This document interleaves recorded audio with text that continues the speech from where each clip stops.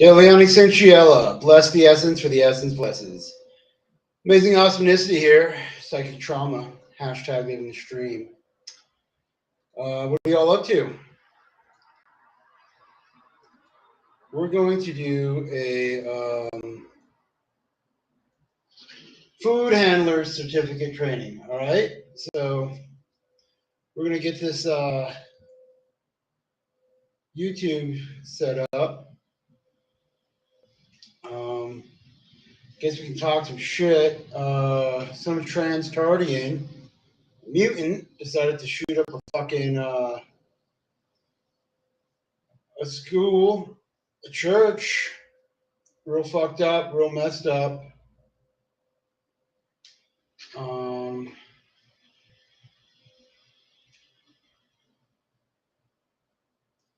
yeah, what's up, Jesse Moore?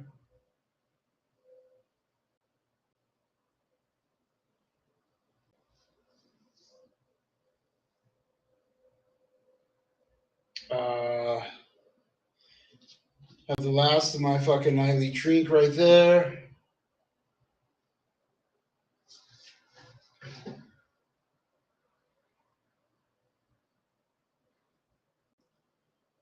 Right, to wrap at the U.S. Open.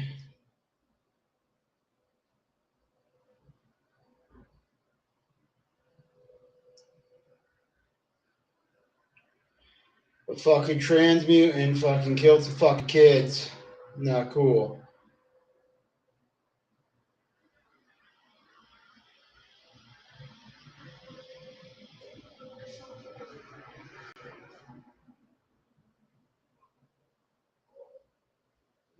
Let's go here. Your channel. Watching Deadliest Catch. Oh my god, Deadliest Catch is still on. Holy shit. That's fucking hardcore. Deadliest Catch, dude. I thought that would be over by now.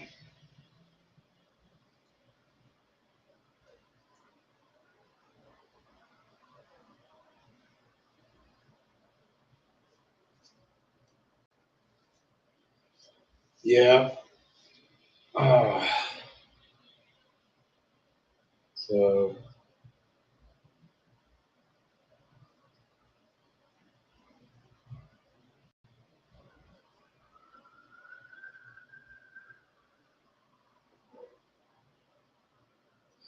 So the dude who shot up the Catholic school had a manifesto. That's all messed up shit, dude. Amanda Love, how are you? Let's put this on live chat. Live chat there. We're all caught up there. Sirens in the background.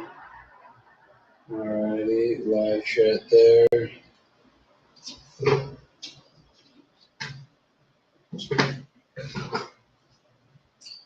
Yeah. Let's see. Yeah, there we go. Alrighty. Let's see what's up with the sound. So here we go there. And hopefully everything's good to go on the stream. Genitalia, hello. So I'm about to do a course with the food handler stuff. And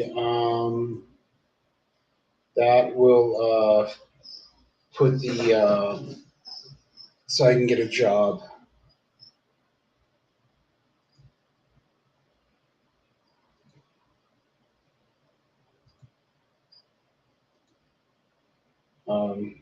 Yeah. Alrighty. Food hand. What? Haven't watched the news yet. So you're right. Good. I'm doing a lot of work on some art I'm making because I don't like how it looks. Many hours of work, but it'll look better. That's good. Oh, we have somebody. Hello. Punk Rock's mom's vagina filled with giant uncut black cocks. How are you? You never fucking talk, dude. Why is that, yo? You never say hi. You don't speak. You don't do shit. What the fuck is up with that, yo? But anyways, oh, he just fucking left. All right, what else, dude? We're gonna go to our food handler certificate. Okay, we're gonna share screen. Share screen. Select a window. Screen two. Shout out screen two. Allow. Alrighty. Here we are. Introduction food handler certificate. So this should take about an hour and a half, they say. The other one, I couldn't fucking, I tried getting and it wouldn't work. There we go. Hello. Welcome to AAA food handler course. Vaginas don't speak, that's why. Imagine being that guy that goes on Kenny's panel inside, right?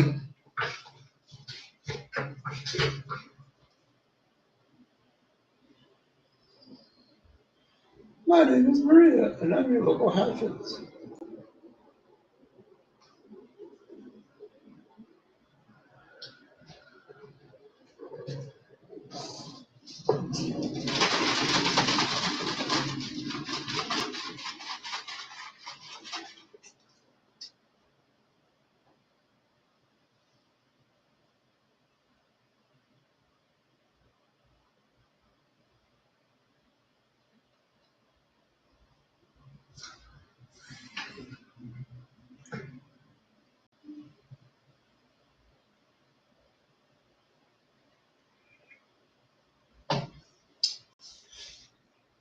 We got to get the Bluetooth speaker so y'all can hear this.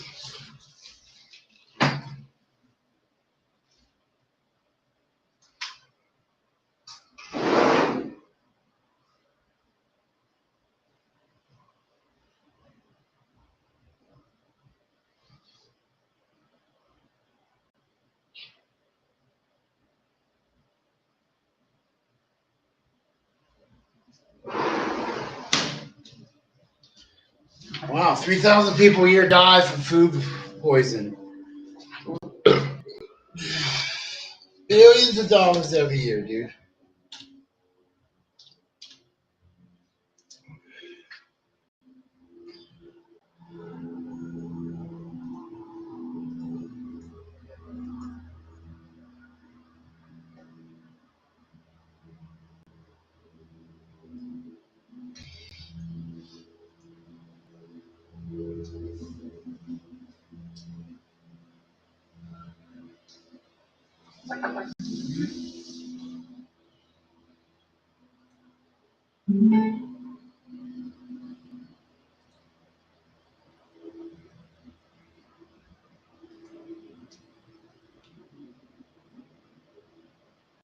Now, let's get started with your training. Now, let's get started with your training. Whoop, whoop. That's what I'm talking about. Hey, punk rock, Rip King Cobra, yep. Yeah, I totally Rip King. Oh, we forgot to call the White House, the Pentagon, and all those people today. What the fork course for what? This is a food handler safety course. All right. It's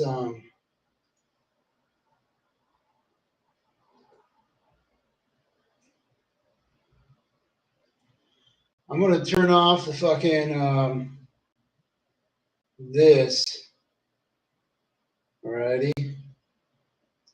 So all right, there I am at the bottom. This is a food handler safety course. All right.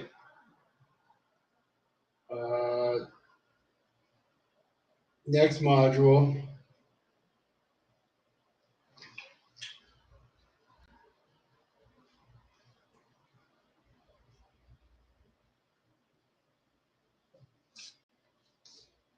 Let's fucking take. Yeah, I'm just gonna click out of these.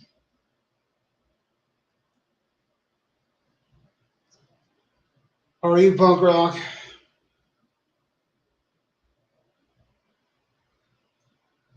It's fucking taking forever.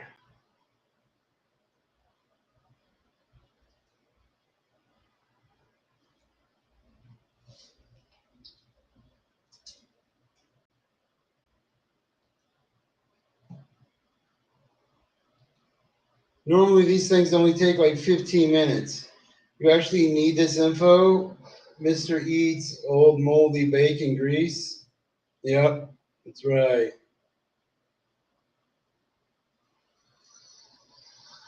Any public library has courses like that for me. So many topics, online databases with a library card.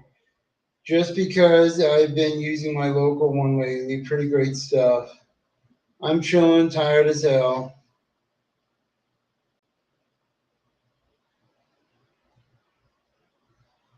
I don't understand why it's taking so fucking long to fucking load, dude.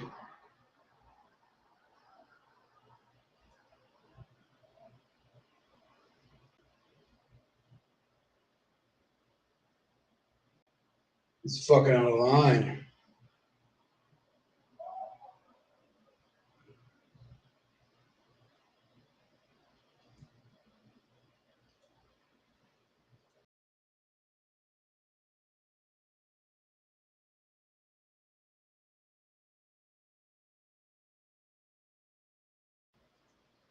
The refresh button.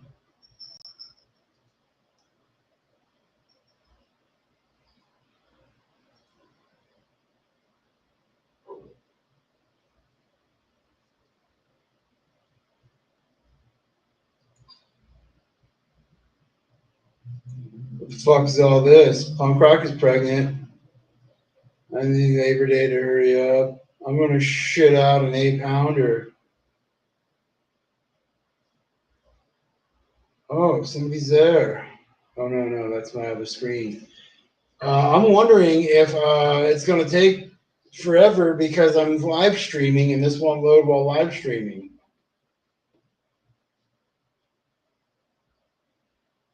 So, I'm gonna call this stream.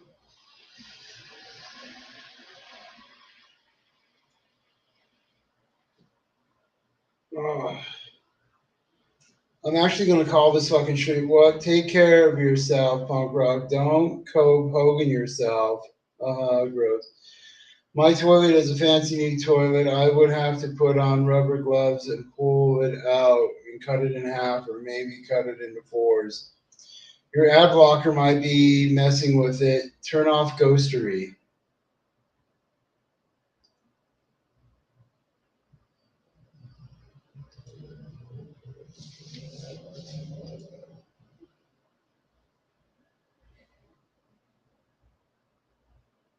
Alrighty.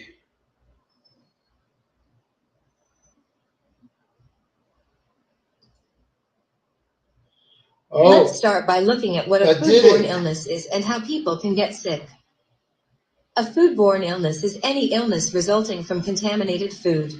It's generally referred to as food poisoning.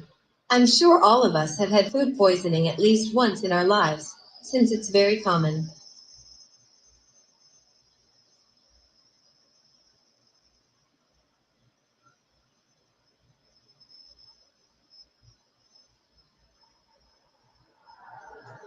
Let's start by looking at what a foodborne illness is and how people can get sick. A foodborne illness is any illness resulting from contaminated food. It's generally referred to Any as food illness poisoning. contaminated I'm sure all of us have food. had food poisoning at least once in our lives, since it's very common. Punk rock saved the day. Thank you, punk rock. Next module.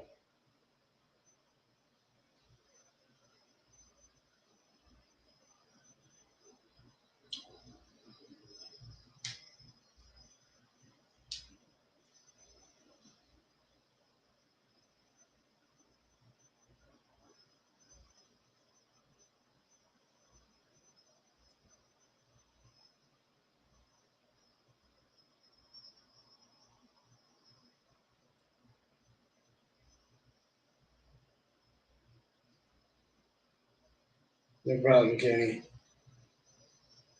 Now what the fuck? You wanna know what? Let's go to dashboard and see if we can just take the fucking test.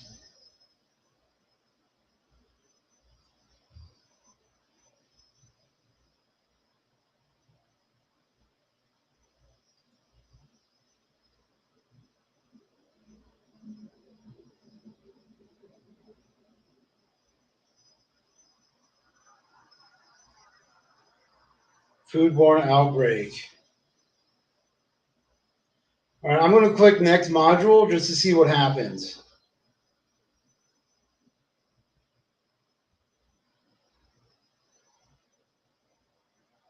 Oh, you got motherfuckers.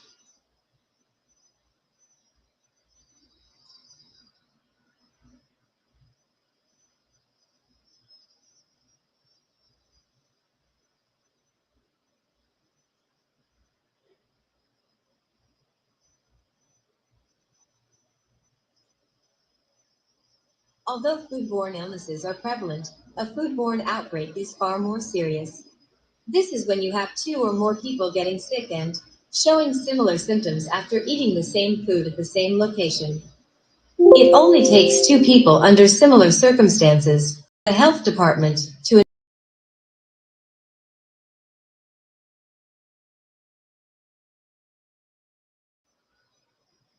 I think I have to hit the ghosterly thing each time, yo.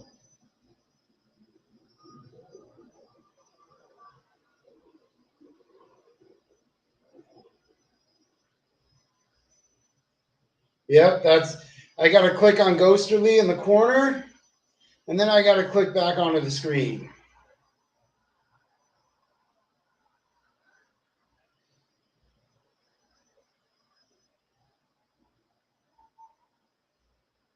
Foodborne, is that the new Neversoft game? In addition, we need to understand and recognize that there are groups of people who have a higher risk of getting a foodborne illness than the general population. Not only do these groups get sick more easily, but they also have a higher risk of life-threatening symptoms. Our immune system is our body's defense system against outside germs. It works hard to keep us healthy and alive.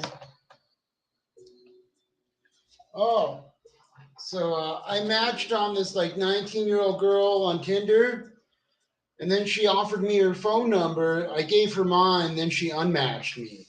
I was like, what the fuck? And she was like, oh, I'm Age is a big non-monogamous, factor in determining polyamorous, so how I thought developed I'd our get some immune system pussy. is.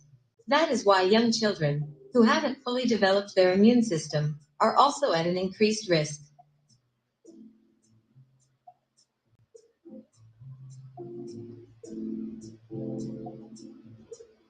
How do I whitelist the website?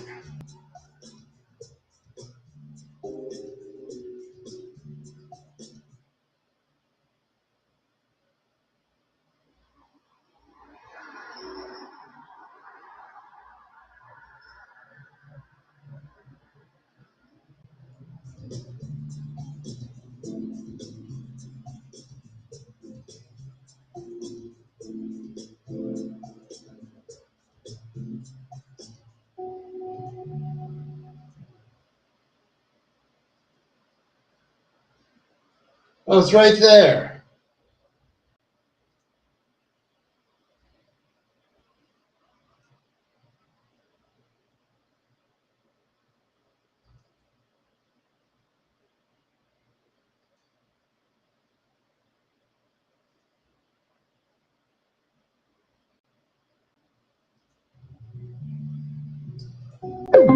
Adults have a more developed immune system. That is why they have a lower risk of getting foodborne illness. Doesn't it seem like you get sick more often as you get older? Just as you probably can't jump as high as you used to, your immune system doesn't work as well as it used to, which is why the elderly are at an increased risk. Healthy people have a stronger immune system that protects them from all sorts of illnesses. People who are fighting a sickness are also in this high-risk group. Which of the following groups are at higher risk of foodborne illnesses? People who have Everyone conditions besides that healthy weaken their immune adults. systems are also in this high-risk group, such as people with HIV or AIDS. The same goes for people who are organ transplant recipients. You can't control who you're serving, or if any of these people are your customers. None of that's in English. That means Oh, food it is safety English. is critical. By now, you've got a good idea on how important it is to make sure we don't get our customers sick.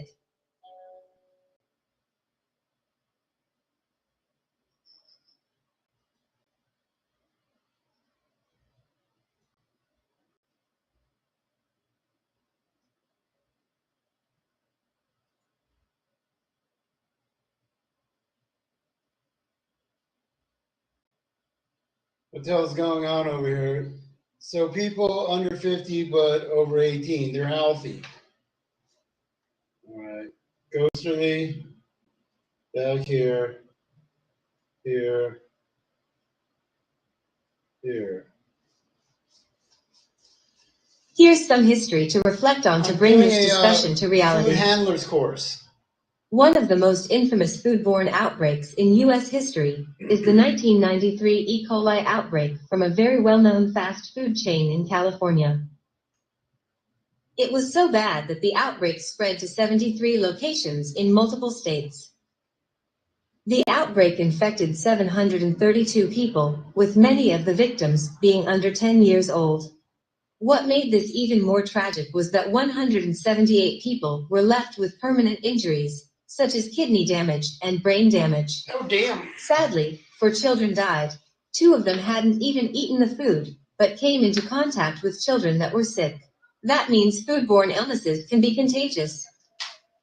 The investigation traced the cause of the outbreak to undercooked hamburger meat, which happened to be contaminated with a deadly strain of bacteria called E. coli.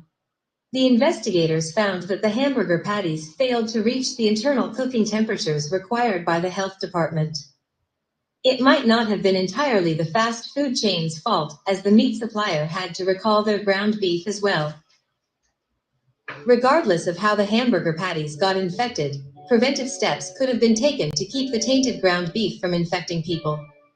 Imagine how many lives could have been saved. Not to mention the millions of dollars lost by the restaurant chain due to litigation, loss of revenue, and damage to the restaurant's reputation, had they followed proper food handling procedures.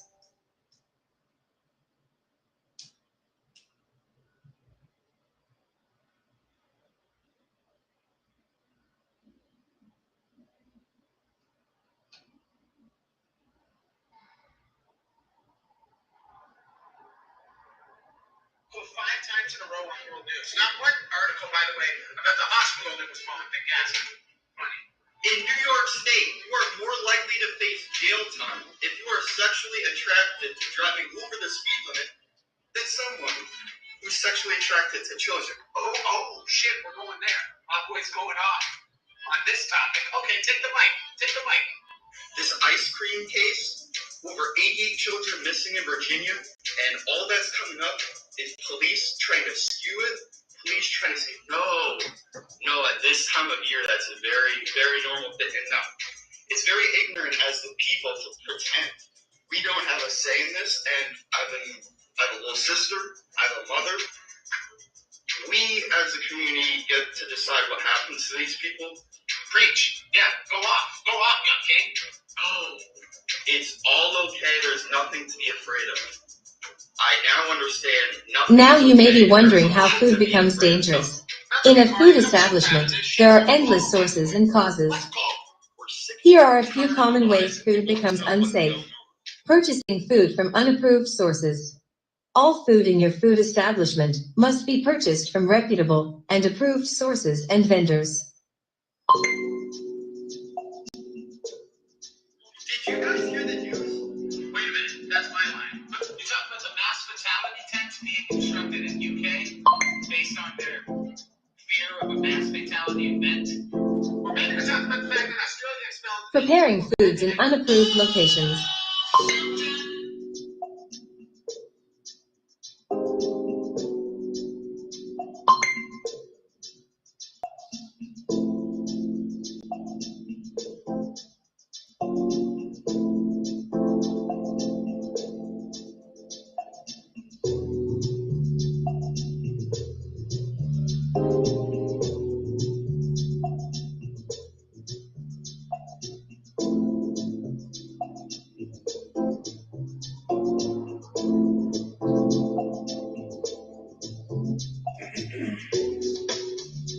I'm fucking around with Time and temperature abuse.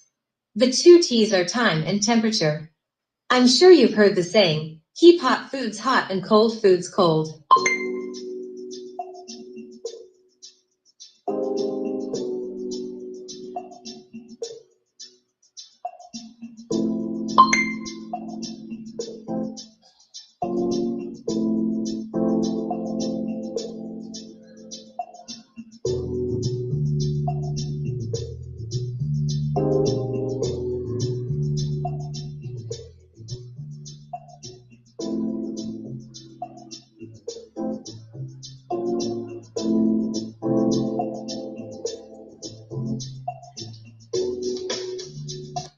These microorganisms are called pathogens. The amount of time food spends at a certain temperature can determine how quickly pathogens can grow. Ingestion of too many pathogens can cause a foodborne illness. Cross-contamination. This is when you contaminate safe food with things that are unsafe. Some examples of cross-contamination are the following. Mixing raw foods with cooked or ready-to-eat foods. Touching dirty objects or clothing and then touching food. Lastly, you, the food handler, can make food unsafe. You're the first and the last line of defense against contamination. Every food handler can minimize the spread of foodborne illnesses. Practicing good personal hygiene, cleaning and sanitizing properly can make a substantial difference in preventing foodborne illness. This is serious stuff, but the good news is that preventing foodborne illness isn't impossible. Most of practicing food safety is common sense and involves paying attention to what's going on at your food establishment.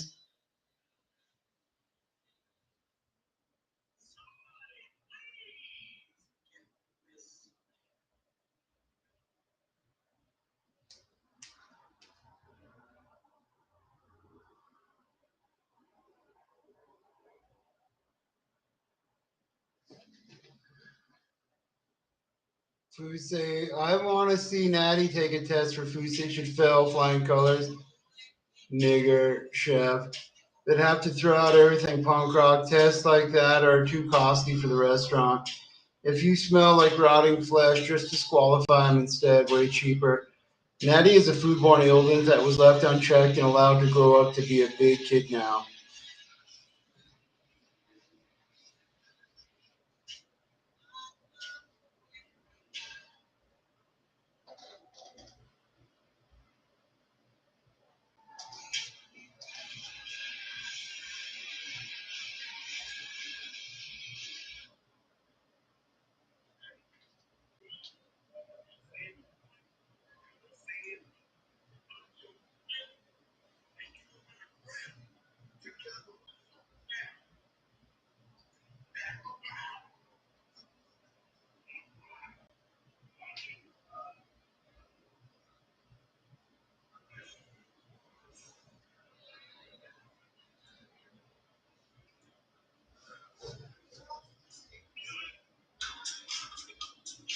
Now, let's talk about how food gets contaminated and how you can prevent it. Food can become dangerous through four main ways. 1. Biological hazards. 2. Chemical hazards. 3. The 3. Jews. Physical hazards. 4. The 4. Jews. Cross-contamination.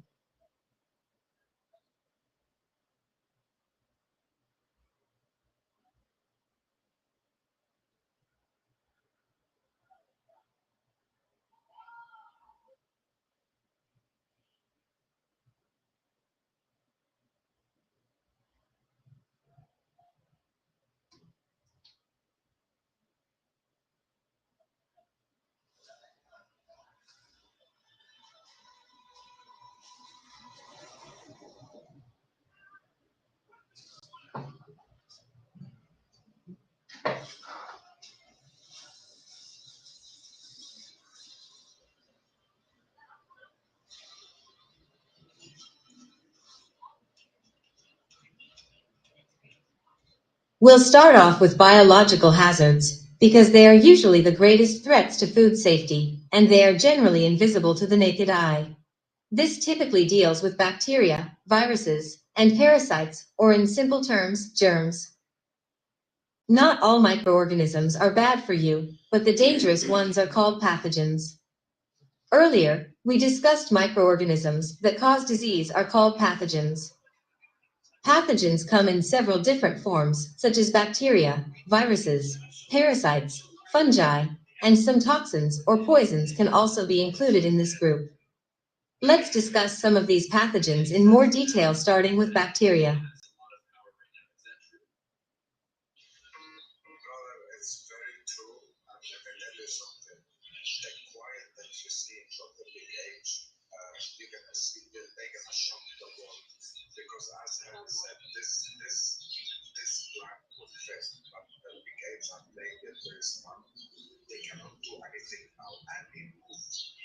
they're gonna do now to attack against them. So they are waiting until all the different when the government, the Lebanese government, will sign for the 6 peace cities to stay under Israeli occupation. Trust me, a big age will shock The Jews. I'm learning so much. What if Natty is one big pathogen? Did Natty get new channel yet? Yeah, and I got blocked. Yeah, you're the best one, you know, dude.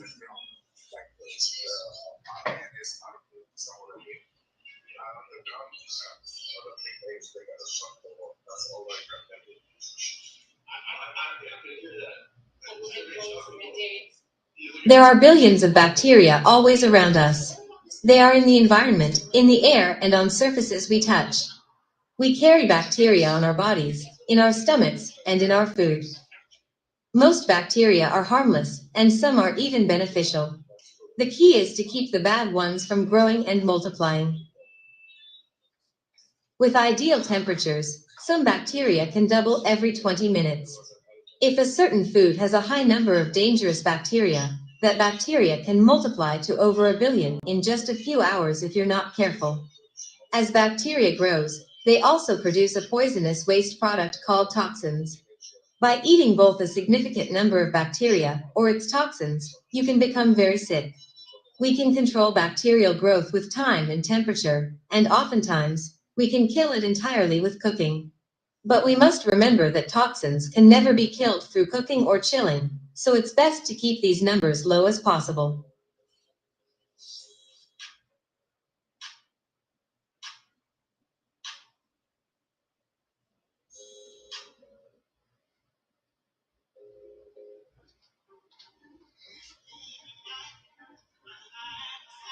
Toxins can never be killed with cooking and chilling. Am I trying to make a bioweapon? No. Should I?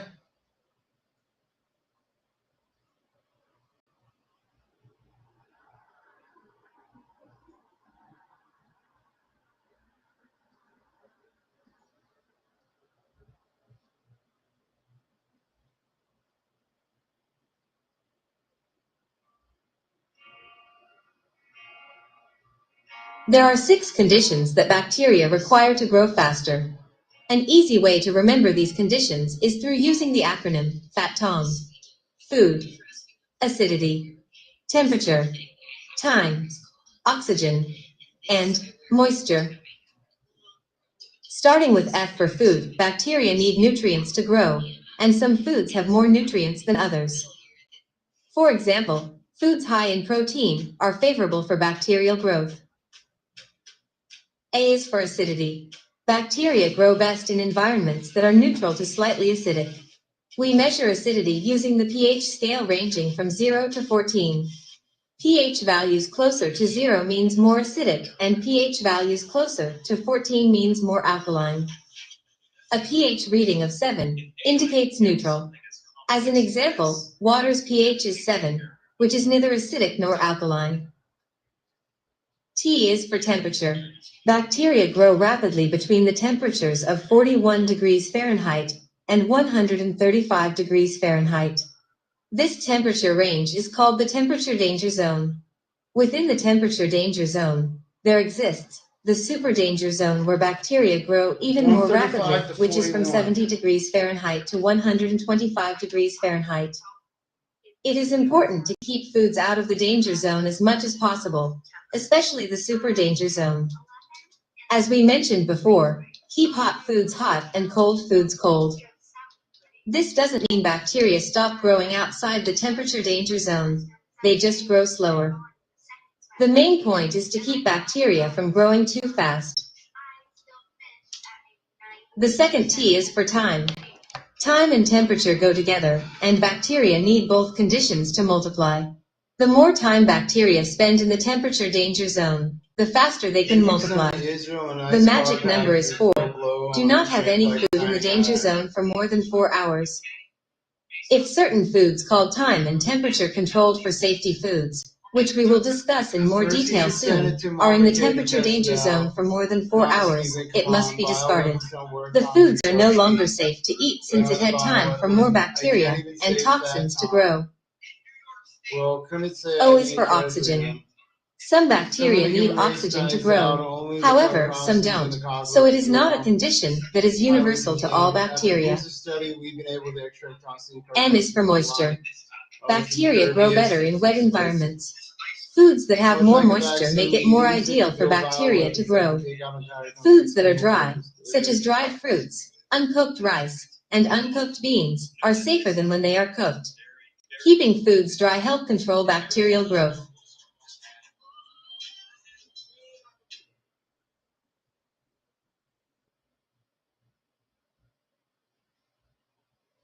There's no such thing as mistakes. There's no such thing as mistakes.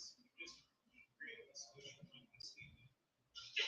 Forgive you, armed citizens stopped 48% of all criminal shooters last year, and the FBI was just caught massively lying about those numbers in their.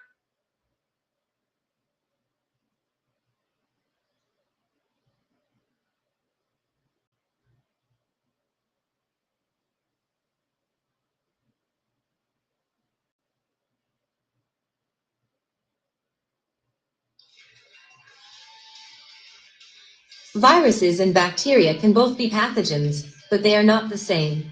Viruses are much, much smaller, and they cannot multiply on their own. They need a host to grow as they act like parasites, by invading a person's cells to make more copies of themselves. Sometimes, viruses can even hijack bacteria to multiply. Viruses don't grow in food, but they can use food as a vehicle to spread and infect others. A prime example of a deadly virus is hepatitis A. Hepatitis A is transmitted from one person to another through fecal-oral routes. This can happen when a food handler does not properly wash their hands after using the restroom. Then the infected feces gets into your food after they prepare or serve your meal. You can then become infected with hepatitis A. It sounds shocking, but it happens a lot. Another virus that's in the news frequently is norovirus. Norovirus spreads very easily and quickly in different ways. You can get norovirus by accidentally getting tiny particles of feces or vomit from an infected person in your mouth, or when you have direct contact with someone who is infected with norovirus by sharing food or utensils with them. Once viruses get onto food, it's not easy to kill them with heat or cooking. That's why it's so important to follow safe food handling practices and good personal hygiene at all times.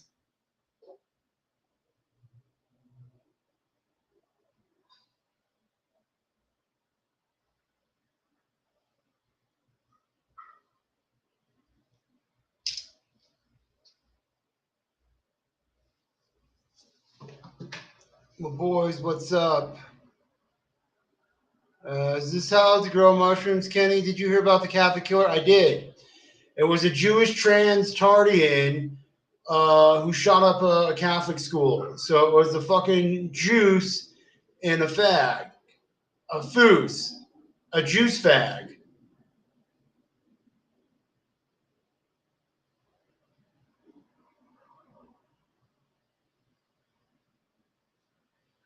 And the bacteria in me daughter's minge killed me dead. It did. Hey, punk rock, you like my Tupac's remixes? I'm thinking of starting a small business where I just ghostwrite remixes of songs about YouTube retards. And I only saw a picture of it. Wait, Kenny, is this for a job? Yes, or something. Or are you watching these videos? I have to go through each fucking video before I can take the fucking test. I already paid the $7 fucking dollars.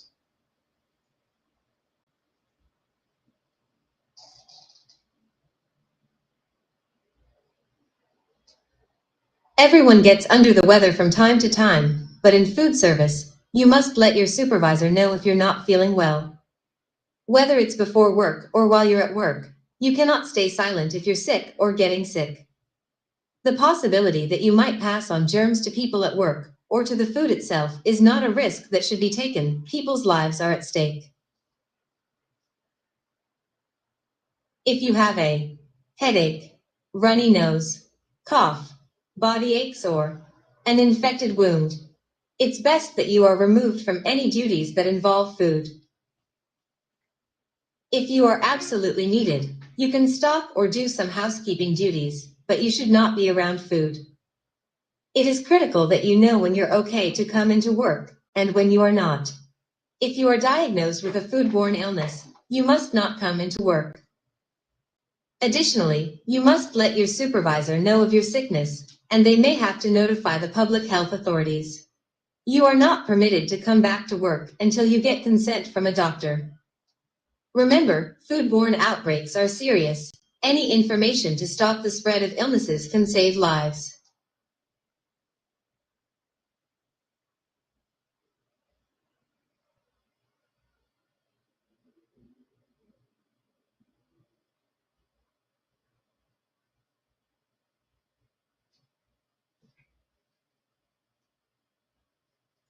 Oh, Daddy, this guy on stream killed you. Are you mad at him? Yeah, I killed you when I showed you your daughter's dirty minge in a Facebook comment.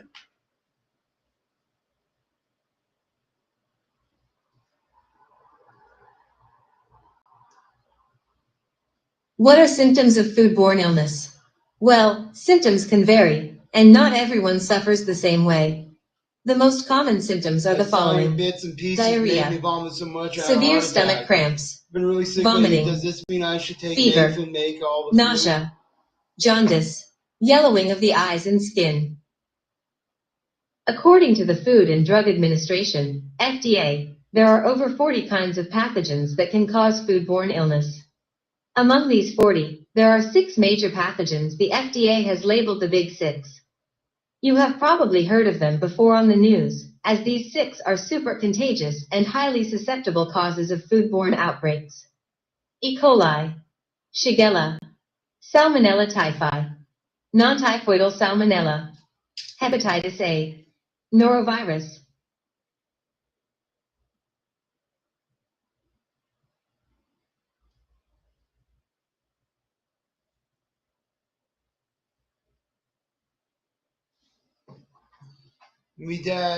Daddy had a heart attack when he saw how filthy me snatch was. Why are you bullying me? Nathan's gonna take all your money, not Lush, times 4.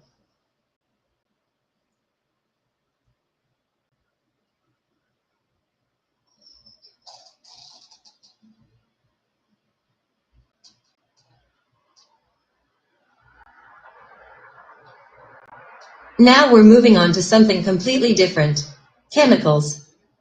We have many different types of cleaners, sanitizers, and pesticides all over the kitchen that we use several times a day. These chemicals can contaminate food if they are used or stored improperly. When these hazardous chemicals get into food, people ingest the poisons during consumption. Some chemicals, like pesticides, are put into food intentionally during production, while others get into food accidentally, such as sanitizers used around food preparation. You should be aware of how chemicals can contaminate food. Preventing chemical hazards can be easy. Here are a few tips that should be followed. Purchase all chemicals from approved sources.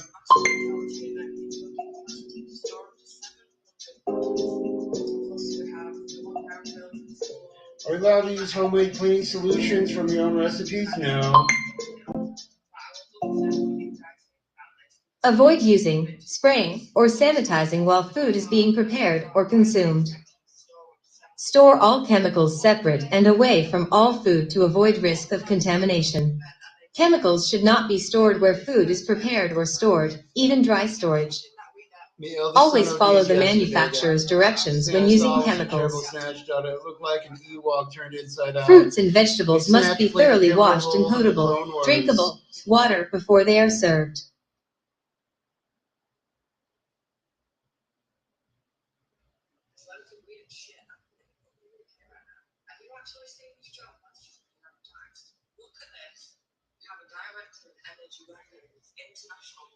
England is getting ready for a mass casualty event.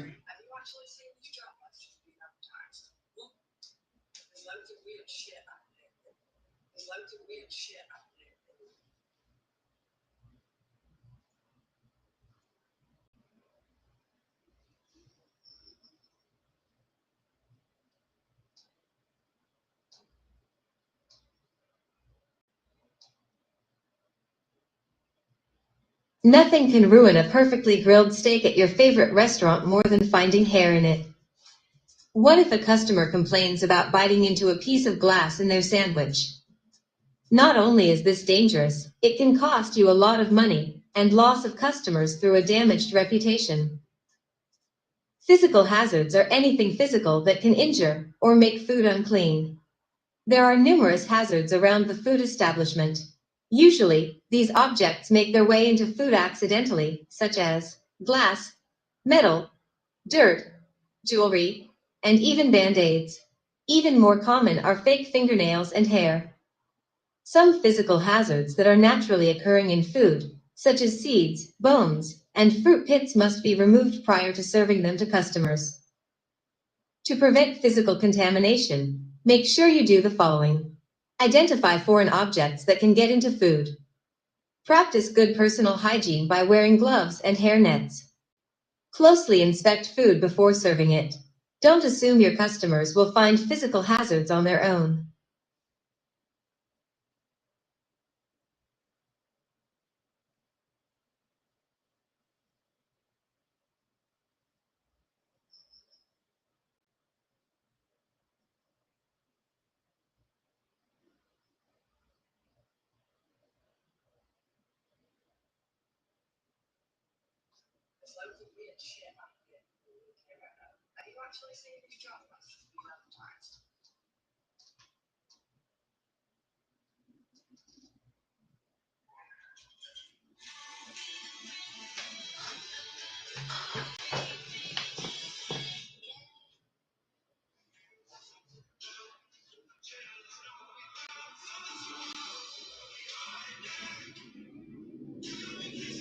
I went to an anonymous dinner with 5 complete strangers, and this is what happened. These anonymous dinners are set up by algorithms, super heroes, solid friendships, random people, which made me genuinely text messages.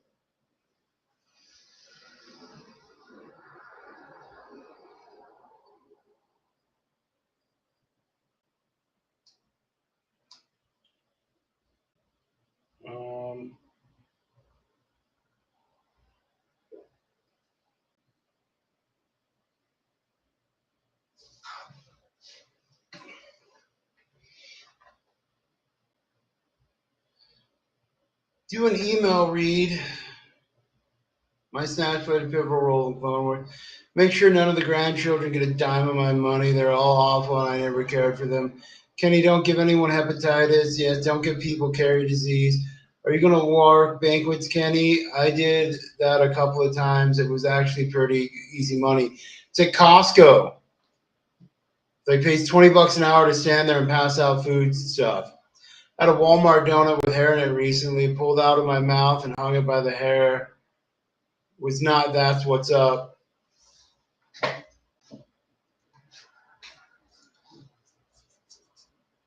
The last type of hazard is called cross-contamination. It is when food crosses or transfers with a food hazard that can be physical, chemical, or biological. Cross-contamination can happen at any time in the flow of food, so it's important to know where it can happen from receiving and prepping to serving. Understanding basic concepts can help prevent cross-contamination. In order for us to understand cross-contamination a little better, we should understand 2 different types of food first: TCS foods and ready-to-eat foods.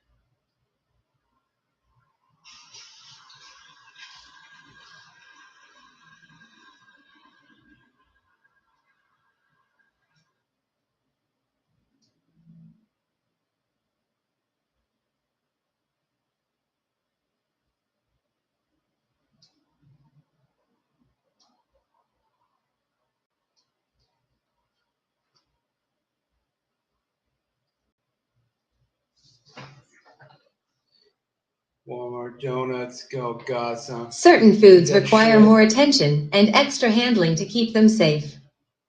We call these foods TCS foods because these foods require time and temperature control for safety.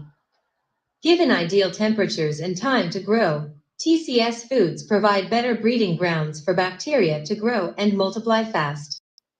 Therefore, cold TCS foods should be kept at 41 degrees Fahrenheit or below. Hot TCS foods should be kept at 135 degrees Fahrenheit or higher for as long as possible. Here is a list of common TCS foods that can become potentially hazardous. Meat and meat products, like beef, pork, chicken, processed meats, fish, eggs, and clams. Dairy products, such as milk, yogurt, and cheese. Cooked rice, beans, and tofu. Fruits and vegetables that are cut and exposed, like sliced melons, cut tomatoes, and salads. All these foods provide bacteria the conditions to grow outlined with fat tongue. Most of them are protein-rich, have a lot of moisture, and fit the acidity scale.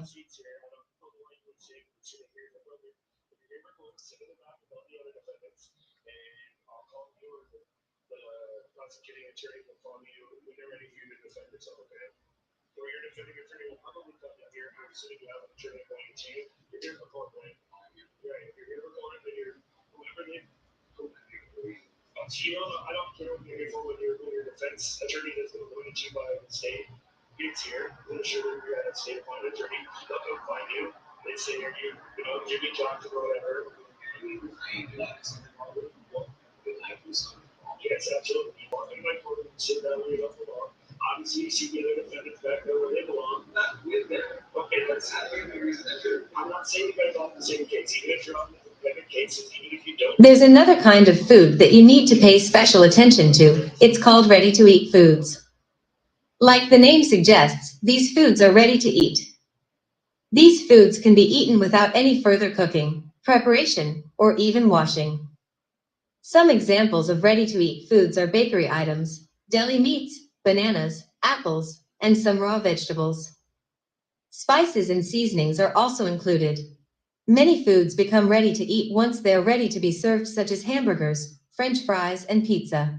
Since there are no additional steps taken to prepare these foods before they're consumed, you should minimize touching them with your bare hands. Use single-use gloves, paper, and tongs when handling these foods to prevent contamination. Many food handlers forget that ice is also a ready-to-eat food that can be easily contaminated. When handling ice, do not use your hands. Instead, use a clean ice scooper with handle that is stored outside the ice maker in its own clean, self-draining holder.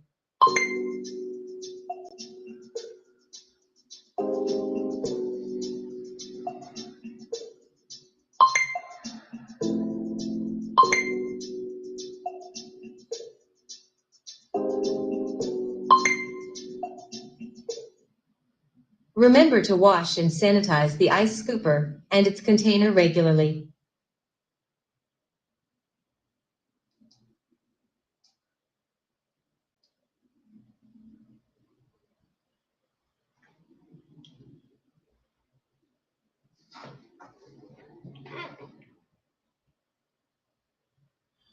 Let me read these chats. Don't Good Time Donuts, I hear they're delicious. A little store I go to out there always has day-old donuts, a whole package of them for like $1. Yeah, that's the only reason I bought them, because they were the clearance shit for like $1.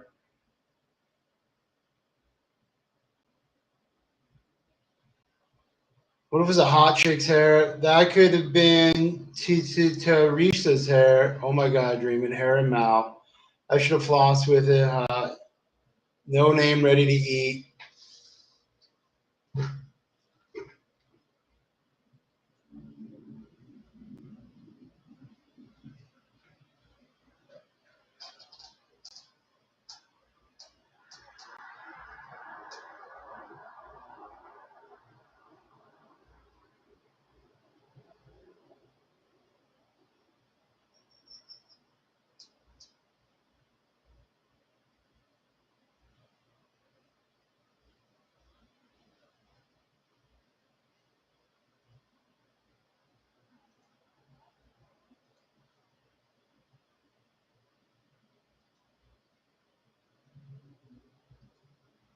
The most common form of cross-contamination occurs through the transfer of a pathogen from one food product to another.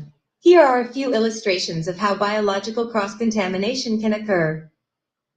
Mixing raw foods with ready-to-eat foods. For example, using the same cutting board and knife to cut raw chicken and then to chop lettuce. Since the lettuce is going to be served without cooking, it becomes contaminated when it's mixed with juices from the uncooked chicken, which contains biological hazards. Juices from an uncooked chicken. Another example is using a spoon to pick up raw oysters and then using it to stir a sauce. Any contaminants from the oyster are now transferred to the sauce. Always clean and sanitize any utensils when switching from different types of food that can be hazardous.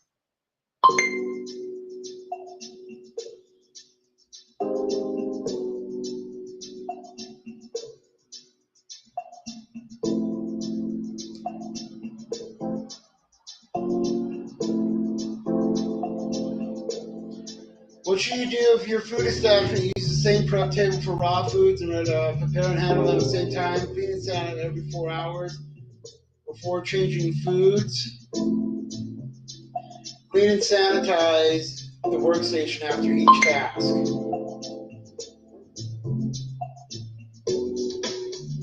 Oh, select all that apply.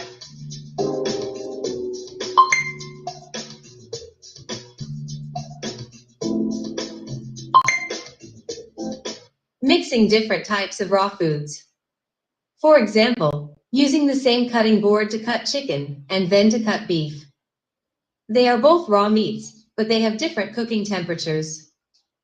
A best practice for preventing cross-contamination is by using color-coded knives and cutting boards for different types of foods. For example, using green-colored knives and cutting boards for chopping and prepping salads, using red-colored knives and cutting boards for cutting raw beef, using yellow-colored knives and cutting boards for raw chicken. Improper storing of foods. Storing desserts such as cake below raw beef in the refrigerator.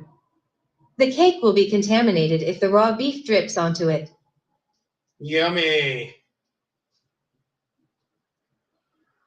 Click the refrigerator. Always store ready-to-eat foods above raw foods, not below or even on the same shelf.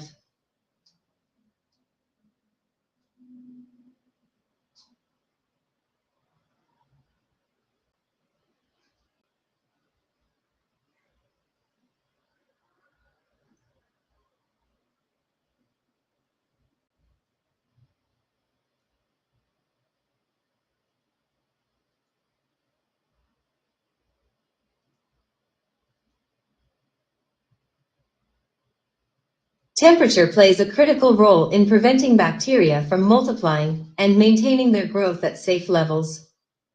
The only way to measure the temperature of food is by using a thermometer. There are several different types of thermometers available. Several different types of thermometers available.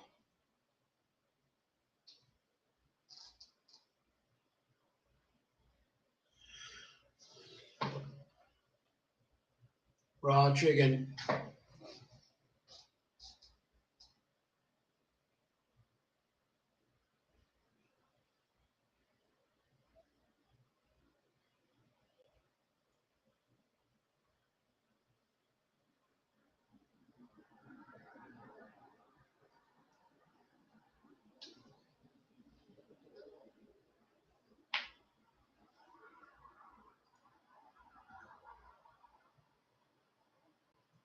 Some approved thermometers for food service are the following: bimetallic stem thermometer, thermocouples, thermistors.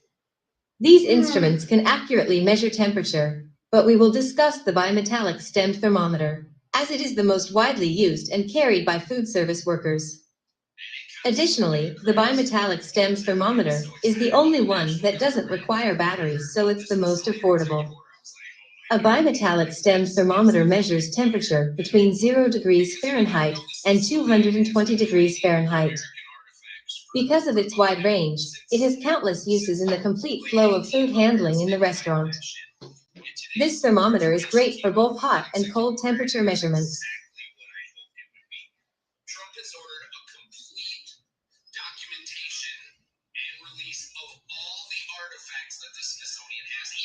Trump has ordered a complete documentation of all the artifacts in the Smithsonian, even the one about the giants. Well, there is a pyramid in Ohio that is as big as the Great Pyramid in Egypt, which is built out of dirt. It was a mound city, one of the largest. Taking the temperature of food can occur in many different forms. For most foods, insert the thermometer into the thickest part of the food. This way, you can get the food's internal temperature, which takes the longest time to cook or cool. For liquids such as sauces and soups, stir first to evenly disperse the heat, and then insert the thermometer in the center. For food items that are bagged like bagged milk, fold the bag and insert the thermometer at the fold to take the temperature. For extremely thick foods like a casserole, insert the thermometer in several places and record multiple temperatures. Just a few weeks ago, I talked about how Ireland is voting on legislation to criminalize engagement in financial transactions with illegal Israeli settlements in the occupied West Bank. At the time, just a couple of weeks ago, U.S. politicians started threatening Ireland about this on X. Well, now, just a couple hours ago, Ireland stated they're moving forward with the legislation, regardless of the threats from the United States. The reason this is such a big deal is because Israel is terrified of this happening. Israel is worried that if Ireland passes this legislation, then View the thermometer as a food contact surface or utensil that also can contaminate foods. Thermometers must be washed, rinsed, sanitized, and air-dried. Between uses or switching from raw to cooked foods, when using on different kinds of raw foods, such as raw chicken and raw beef, since they have different minimum cooking temperatures. After 4 hours of use, even if you're using it on the same type of food. Remember, 4 hours is the maximum time for any food or food contact surface to be left in the temperature danger zone.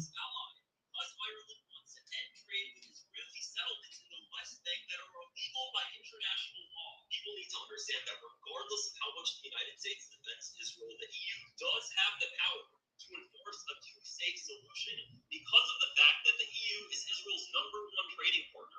All of the EU banned trade with Israel to impose a two-state solution. Israel would eventually have to capitulate because it couldn't handle the financial sanctions against it. That's why they can't have Ireland start a domino effect. Occasionally, thermometers lose their accuracy and give out incorrect readings. When this happens, the thermometer needs to be adjusted or calibrated. Calibrate thermometers when they are dropped. They have been used for long periods of time. They have not been used for long periods of time, or not used at all. They are used for extreme hot or extreme cold temperatures. There are 2 ways to accurately calibrate a thermometer. The most common and recommended method is the ice point method. The other method is called the boiling point method, which is more dangerous and less common. It is the same concept except you're adjusting the thermometer to the temperature at which water boils. As a threat to national security. When I asked for proof, like what the posts were yesterday, they refused to give it to me. They made me Fill a cup with ice. to further go over stuff. They gave me the proof, and the proof they gave me are in Add cold water. Israel posts. Now when I joined the military, Wait a few minutes. allegiance to support the United States. Insert the thermometer.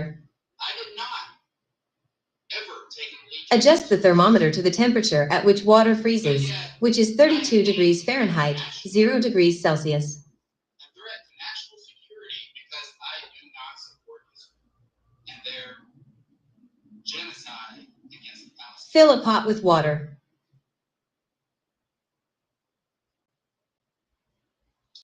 Heat until boiling. I am deemed a threat to national security. Wait a few minutes. Turn off heat. Israel's genocide. Insert the thermometer. Adjust the thermometer to the temperature at which water boils, which is 212 degrees Fahrenheit, or 100 degrees Celsius.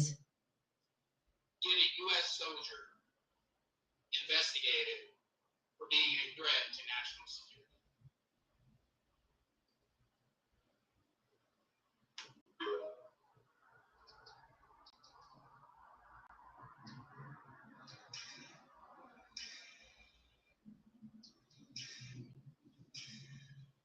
So after 20 years of service in the military, yesterday I got pulled into an officer's office. In the daily grind of working at a food establishment, there are various points where food can become hazardous from delivery to the customer's mouth. We call this entire process the flow of food. To keep food free from contamination throughout the flow of food, it's important to monitor and control time and temperature. We'll discuss specific guidelines in the following 7 steps in more detail. Receiving, thawing, cooking, serving, cooling, storing, reheating. Check the blue pill.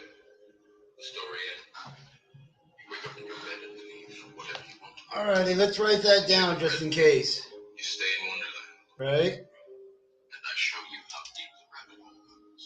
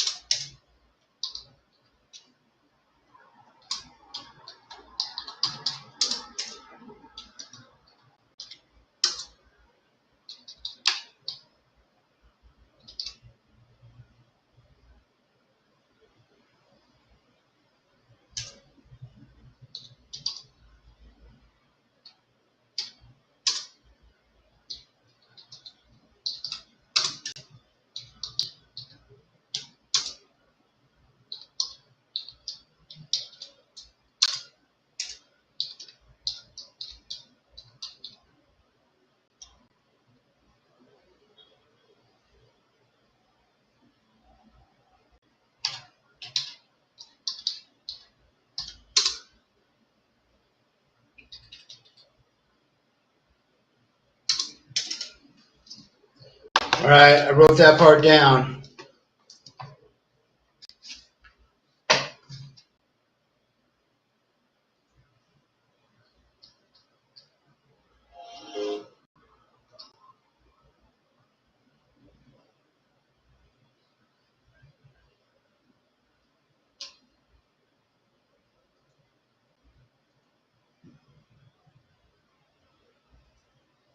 Let's start with how food gets to your establishment.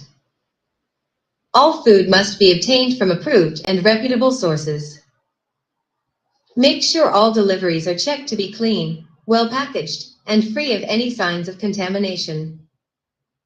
Upon delivery, food temperatures must be taken to minimize the risk of time and temperature abuse.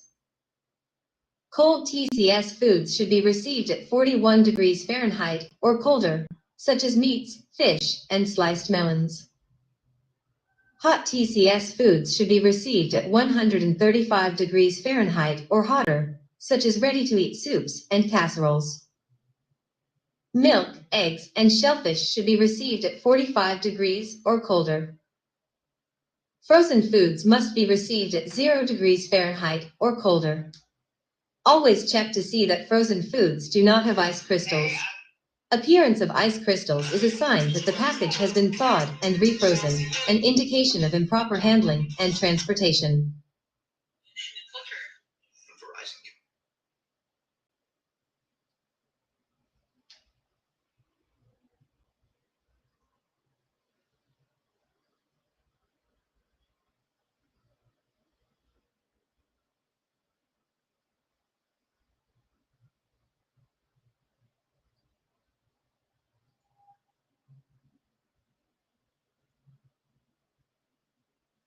Thawing foods is the process of getting frozen foods ready to prepare, cook, and eat. This can be challenging as there can be pressure to get the food thawed as quickly as possible. During the thawing process, food that was once frozen is now exposed to the temperature danger zone, which allows any pathogens that were already present to wake up and grow. To minimize the time in the temperature danger zone, here are some guidelines to follow. Never thaw foods at room temperature. It may be a common practice at home to leave a frozen steak on the kitchen counter before leaving for work and allowing it to thaw throughout the day for several hours. This is extremely unsafe, as it can keep food in the temperature danger zone for more than 4 hours. Place foods from the freezer directly into the refrigerator. The food defrosting from 0 degrees Fahrenheit to 41 degrees Fahrenheit allows the food to avoid any time in the danger zone. This method is the most recommended as it is the safest. However, it takes the longest, so setting up a system and planning is critical. Imagine thawing a frozen turkey for Thanksgiving in the refrigerator. This method could take days, and most restaurants don't have that kind of time. Place foods under cold running water. By submerging the food under cold running, potable water allows the food to thaw more quickly. The water needs to be running since contamination can spread with stagnant water. The water temperature must be at 70 degrees Fahrenheit or colder to avoid the super danger zone. Thawing foods by microwave is another option. However, any food thawed by the microwave must be cooked immediately. Cooking foods straight from the freezer is the fastest and the easiest way to thaw your frozen food. For example, throw frozen hamburger patties onto the grill or frozen fries into the deep fryer.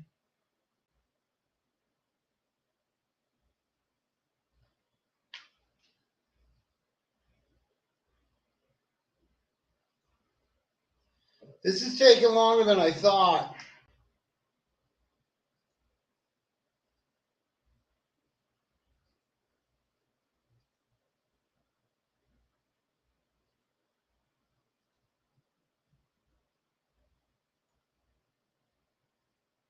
The most effective way to reduce harmful pathogens is to cook the food to its minimum internal temperature. Cooking helps kill most pathogens, but it cannot get rid of toxins. It is essential to make sure any food that is prepared was properly received, thawed, and stored to minimize the growth of pathogens and toxins. Different foods must be cooked to different minimum temperatures to reduce pathogens. The best way to make sure cooking has reached the proper internal temperature is by using a thermometer. Here are the cooking requirements depending on the type of food. All poultry, including chicken or turkey, ground poultry, along with stuffed pasta, stuffed meats, and stuffing with meats such as lasagna should be cooked to 165 degrees Fahrenheit for at least 15 seconds. All ground beef, ground pork, and eggs held hot for service like in a buffet should be cooked to 155 degrees Fahrenheit for at least 15 seconds. Seafood, such as fish and crab, along with whole meats, such as steaks or pork chops, should be cooked to 145 degrees Fahrenheit for at least 15 seconds.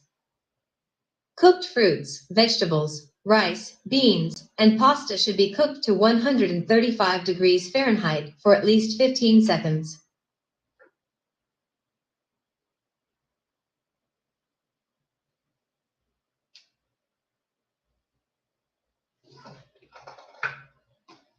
Write this down. Are you going to be cooking like this, Kenny? No. No. Everything will be provided. I'll just be serving food, like samples. I don't even know if the samples will require cooking. I just have to show up and pass shit out. So let me go here. Alrighty.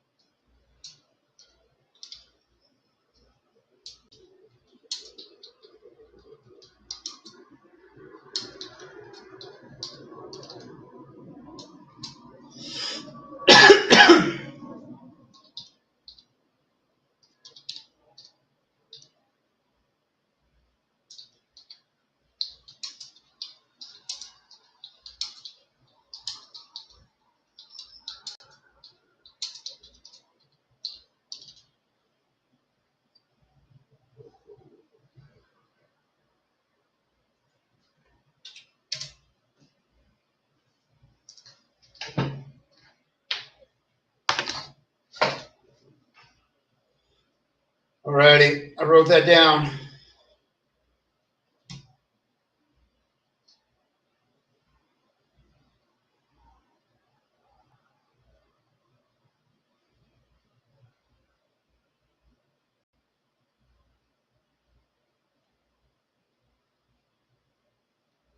Hey, Mom. Hey, Dad. A digital version of feeling, just a bit older. Amazing what technology can do these days, isn't it? All you need are a couple of pictures, like the ones you share on social media, where they can be taken and used by everybody.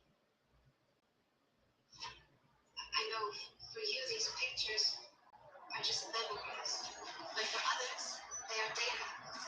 And for me, maybe the beginning of a horrible future. Foods kept for cold holding and hot holding should be kept out of the temperature danger zone.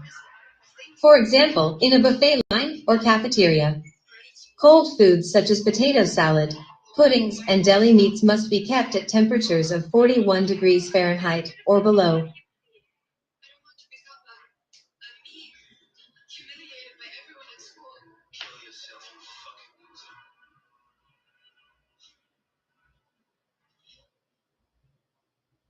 I certainly don't want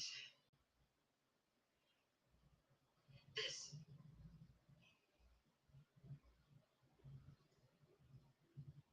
What you share online.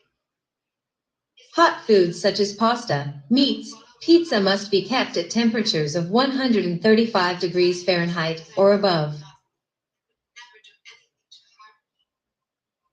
So please, Mom, please, Dad, protect my virtual privacy.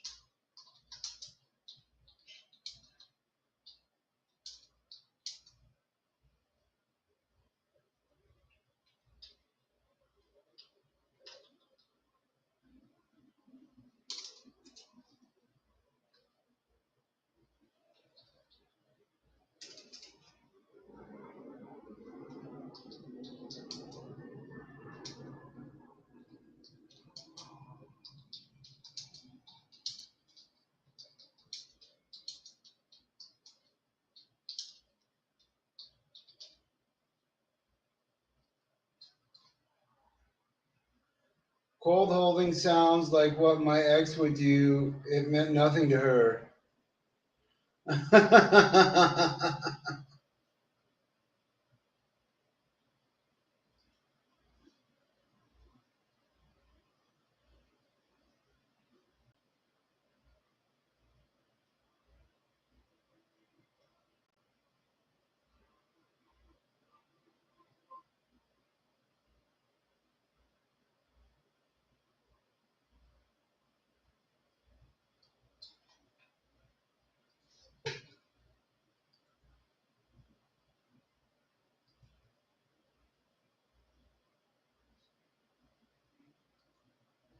Serving is one of the most important steps in the food handling process because it is the final step before a customer eats the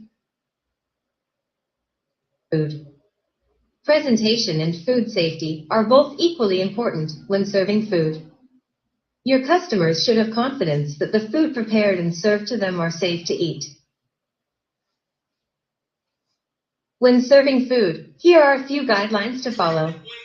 Do not place your hands or fingers on any part of the plate, bowl, or cup that the customer's mouth will touch. Hold the dishes from the bottom so you don't touch the food or eating surfaces. With ready-to-eat foods, avoid bare hand contact with food by wearing gloves and using tongs, spatulas, and other utensils. Hold all utensils, including tableware, by the handle. Carry glassware on a tray or rack. Do not stack glasses, as they will break, and the glass can cause physical contamination.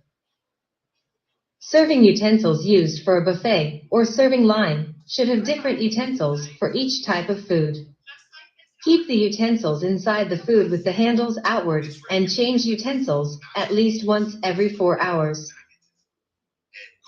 Once food is served, it can never be reserved to another customer even if it appears untouched or uneaten by a customer.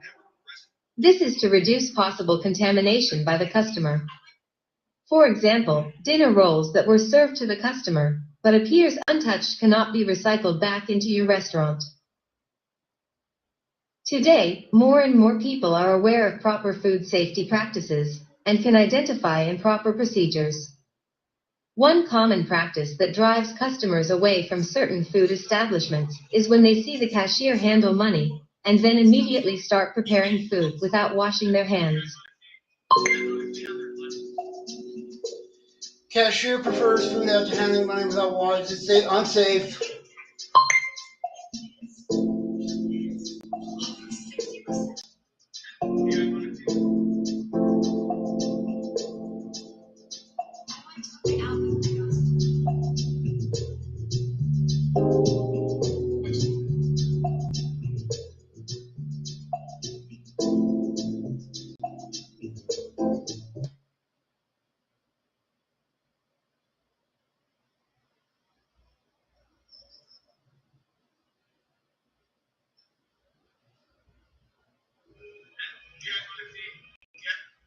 Check out this video that went viral on TikTok.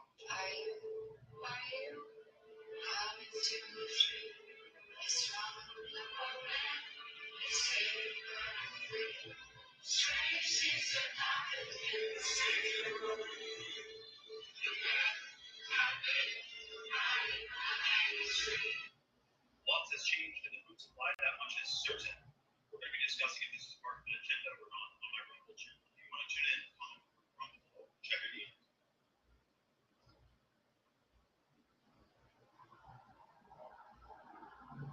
Surprisingly, one of the biggest causes of foodborne illness is due to improper cooling of food. At home, a common practice might be to leave food overnight to cool, such as a large pot of soup, but this practice is strictly prohibited in a food establishment. It can be a challenge to get hot foods out of the temperature danger zone as quickly as possible. We can achieve this by implementing the two-stage cooling process. Step 1. Food must cool from 135 degrees Fahrenheit to 70 degrees Fahrenheit within 2 hours or less. Step 2. Food must cool from 70 degrees Fahrenheit to 41 degrees Fahrenheit in 4 hours or less. The two-stage cooling process allows for up to a total of 6 hours to properly cool foods. However, it is always safer to get food cooled as quickly as possible. Step 1 is more important because the food must pass through the super danger zone of 125 degrees Fahrenheit to 70 degrees Fahrenheit as quickly as possible. Some approved guidelines to cool foods properly are the following. Reduce the size of larger foods by cutting them into smaller portions. Several smaller portions increase the surface area of the food so that food can cool faster. Place the food in an ice bath. Stir the food frequently to increase air circulation. Use shallow pans instead of deep ones. Use an ice paddle. Use a blast chiller. Leave foods uncovered when cooling. This allows for air circulation, which makes cooling quicker. Never cool large amounts of hot food in the cooler or refrigerator. Doing so could raise the temperature of the cooler to unsafe levels and create a breeding ground for pathogens to grow in the food stored.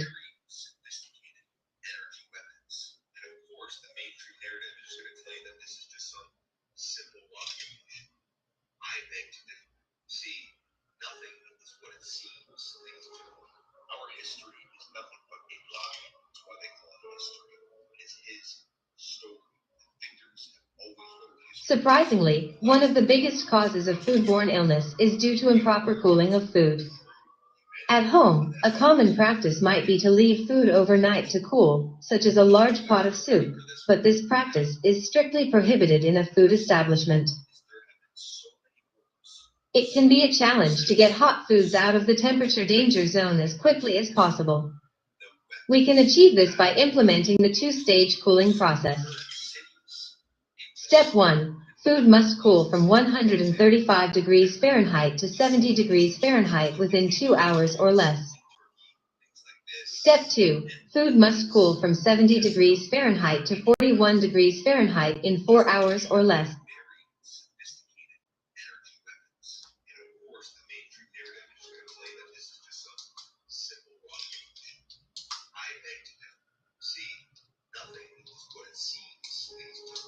Our history is nothing but a lie. That's why they call it history. It is his story. Victors have always written history. The last thing they want is for us to discover.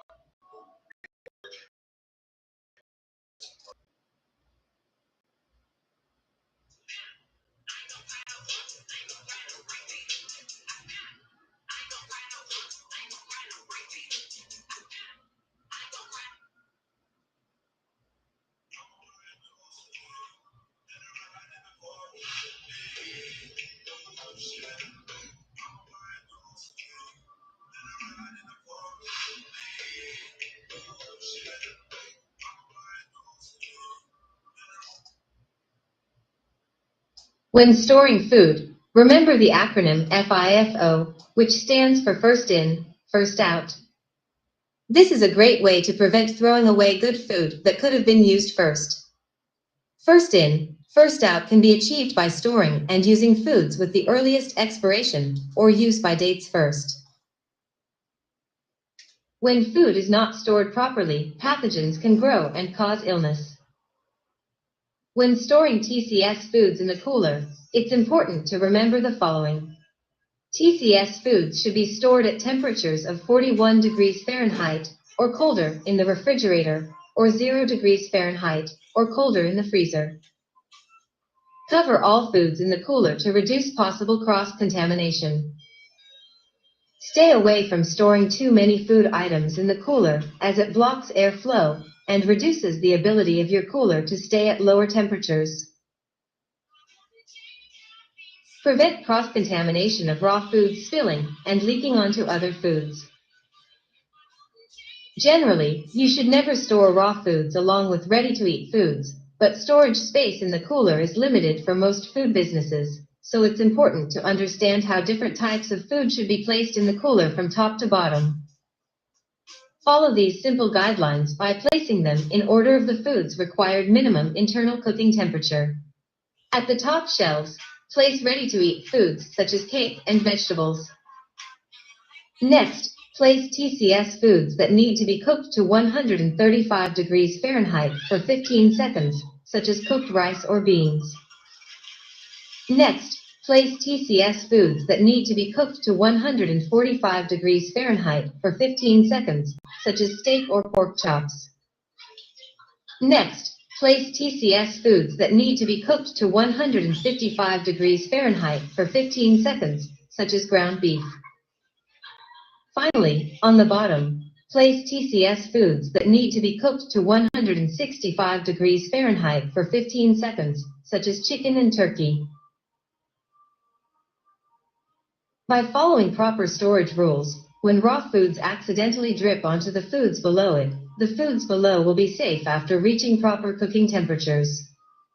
For example, if juices from ground beef dripped onto raw chicken, the required cooking minimum internal temperature of chicken, 165 degrees Fahrenheit for 15 seconds, is higher than the minimum internal cooking temperature of ground beef, 155 degrees Fahrenheit.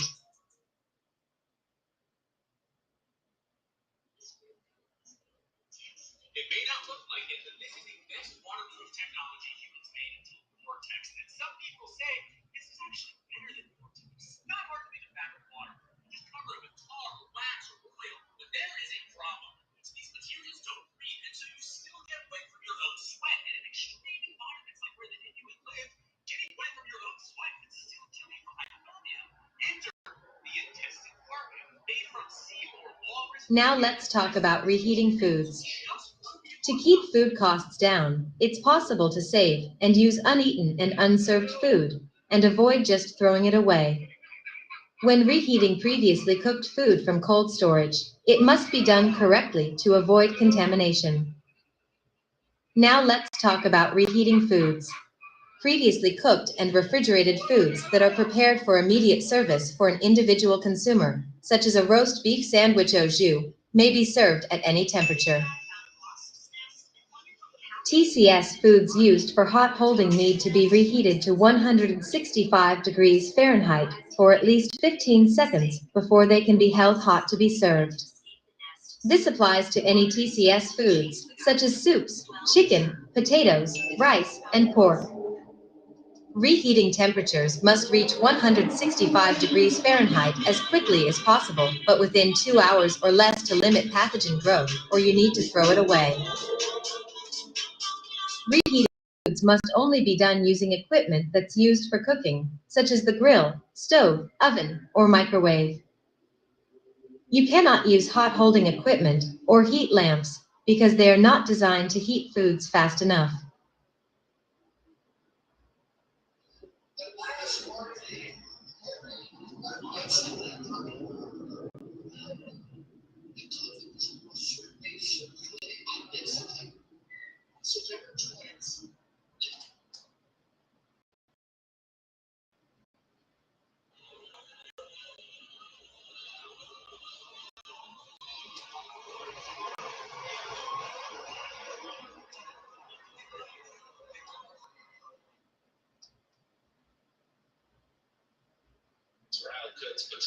You have consistently denied the Holocaust happened. You have called it a lie. And I'm just curious, I have some photos and some dead bodies from a German concentration camp taken by the Associated Press. Mr. President, is this photo? Statistics show that a large percentage of the population have food allergies. In the US, about 12 million people, or about 4% of us, suffer from food allergies. Food allergies are a response by your immune system to fight against a food the body identifies as harmful. The degree to how our bodies react to these allergens are different for each person. For some, even a small trace of a particular food may trigger a severe reaction. It's critical for all food service workers to be mindful and prevent anyone from consuming any food or ingredient that could cause any allergic reaction. Some symptoms of food allergies include vomiting, diarrhea, stomach pain, swelling of hands, feet, face, and eyes, shortness of breath, nausea, hives. Anaphylaxis is a severe, potentially life-threatening allergic reaction. Anaphylactic shock can include tightening of throat, swelling, itching, and hives, and can occur within seconds or minutes of exposure to the allergen. Food allergies are a serious concern, but you can take active steps to notify your customers, manage their orders, gain their loyalty, and help them feel safe dining at your restaurant. Be proactive by learning about food allergens and how they can be avoided by following these best practices. Get to know the types of food that regularly trigger allergic reactions.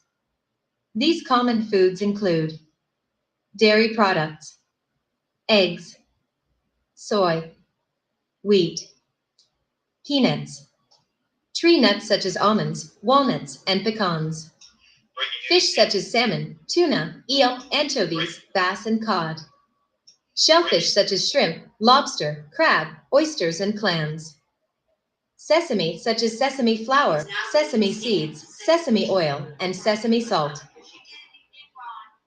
Also be aware of any ingredients that may contain proteins derived from these major food allergen groups. You should be able to identify menu items that contain possible allergens. Identify and memorize the ingredients in the dishes and how they are prepared. Remember, sauces and garnishes can also contain allergens. Knowing what's in the food can be as easy as just reading the label. Federal law requires that labels clearly state if manufactured products contain one or more of the most common allergens, such as peanuts or soy. If a customer asks about an allergen that you haven't heard about, stay on the safe side and don't take a chance. Find out for sure, even if it means telling the customer, "I don't know." Once a customer tells you they are allergic to a dish or ingredient, don't just assume the kitchen will remember or take the proper steps. Be proactive by reminding the kitchen staff repeatedly to prevent any possible accidents. At least one person in charge, or the manager, should be readily available to answer more specific questions a customer may have about food allergens and ingredients. Identify and avoid cross-contact. The term cross-contact is used when people transfer allergens from food or food contact surfaces to food that's served to the customer. For example, cross-contact occurs when you use a knife to cut tofu, then use the same knife to cut cake, then serve the cake to someone who is allergic to tofu. Here are some easy ways to prevent cross-contact. Make sure to wash, rinse, and sanitize all cookware, equipment, and food contact surfaces before prepping food. Don't mix different foods when you're deep frying. Use different fryers and cooking oils for different foods. Make sure allergens do not touch anything a customer with food allergies might come in contact with. Lastly, remember that cooking cannot remove or cook out allergens from food. TV only softens the brain like a ripe banana. To take it away, beamed TV directly to your portable computing devices. Here we go. These super visualizing shows you want anytime, anywhere, for free.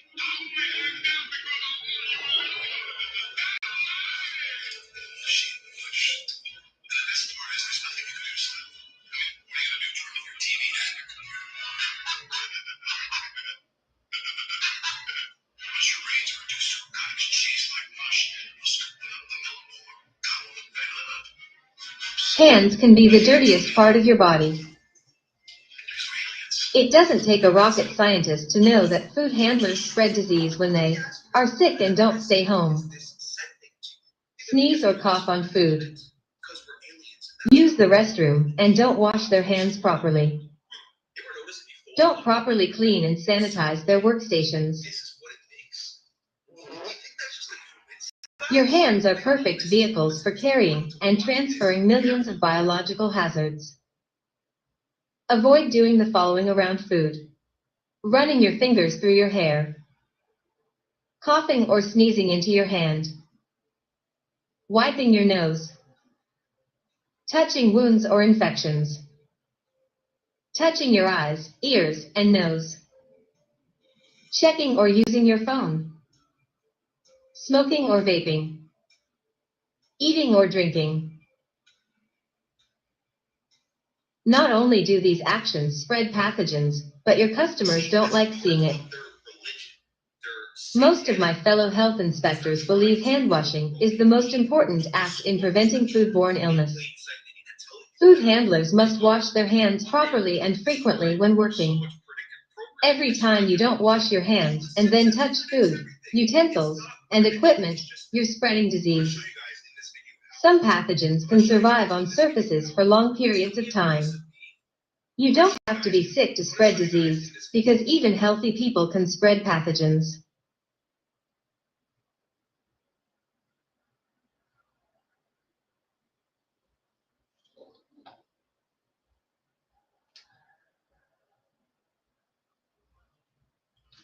How much fucking longer is this shit? Let me take the fucking test already.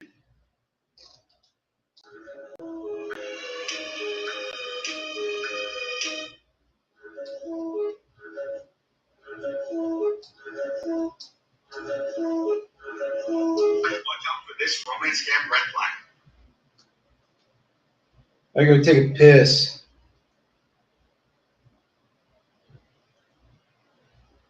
Although you can wash your hands in any sink or faucet available at home, that same rule is prohibited in a food establishment. Every food establishment must have designated hand-washing stations throughout the facility.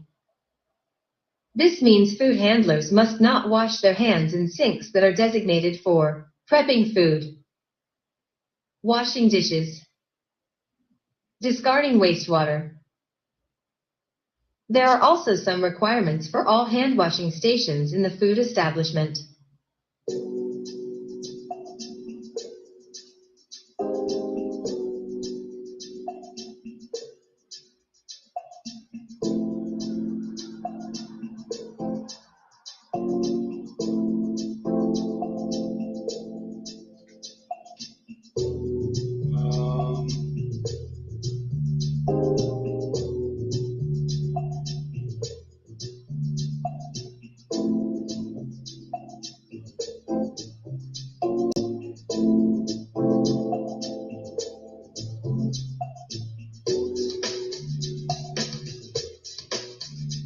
You already knew most of this shit.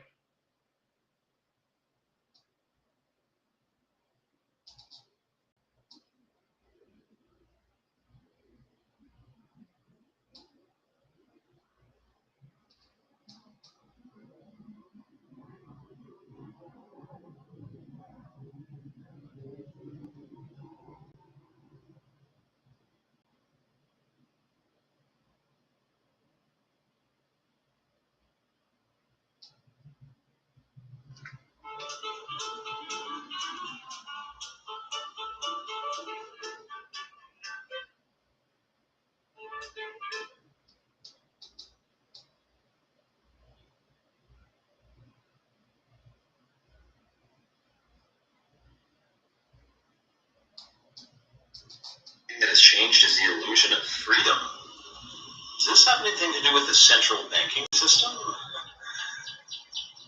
We'll discuss more on this on my Rumble channel. If you want to tune in, comment the word Rumble below and check your DM. Proper hand washing is a step-by-step process. To correctly wash your hands, you need to take your time. Just rinsing your hands without scrubbing enough allows for contamination to happen. The whole process takes at least 20 seconds, so please avoid shortcuts. Proper hand washing steps are as follows.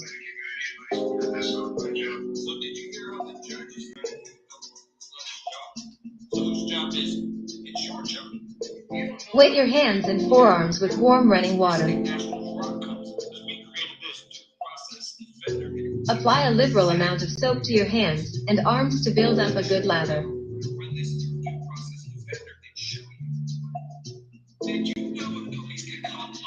Scrub your hands and lower arms for at least 15 seconds. Give special attention to the areas between your fingers, thumbs, and under your fingernails.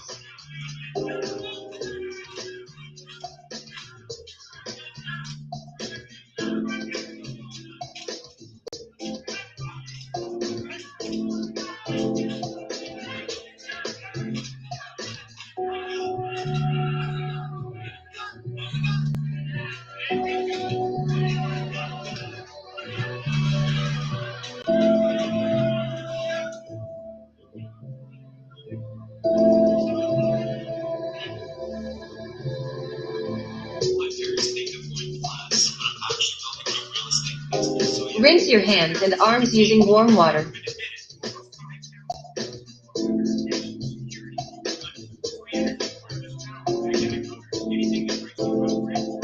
Dry your hands and arms with a disposable paper towel or air blower. If nothing is available to dry your hands, it's always better to air dry your hands. To prevent cross-contamination, never use your shirt, apron, or other clothing to dry your hands.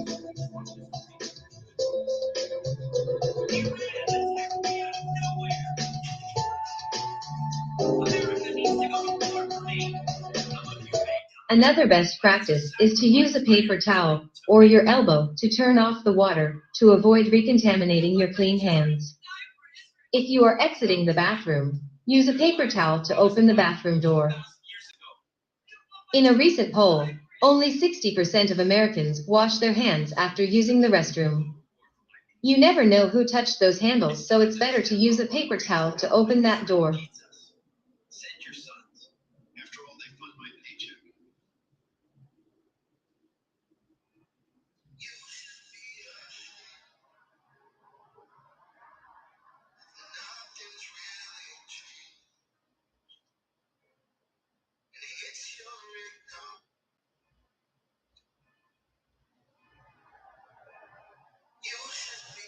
Breaking news.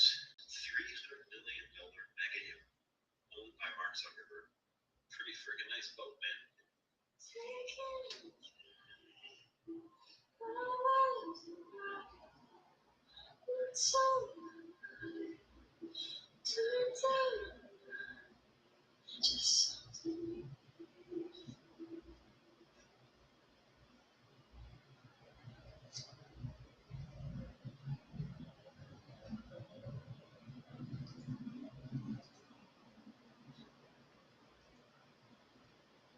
At work, you need to wash your hands much more often than you would at home. It's best to make a mental note to wash your hands frequently throughout the workday. Common situations when you must wash your hands are the following. Before you work with food. Before you clean equipment. After using the restroom. Wash your hands again after entering the food prep area. Anytime you touch your face, hair, clothing. After taking out the garbage. After handling money. After touching anything that can transport pathogens, such as a cell phone, wallet, or food equipment. It's important to know that hand washing is the best defense against contamination. It's popular for people to use hand sanitizers as a quick or convenient alternative to hand washing, but they should never replace hand washing. Hand washing is still much more effective against spreading germs because it cleans the dirt and loosens pathogens that can be washed away. Sanitizers are used to kill or reduce the number of germs, but do not wash the dirt away.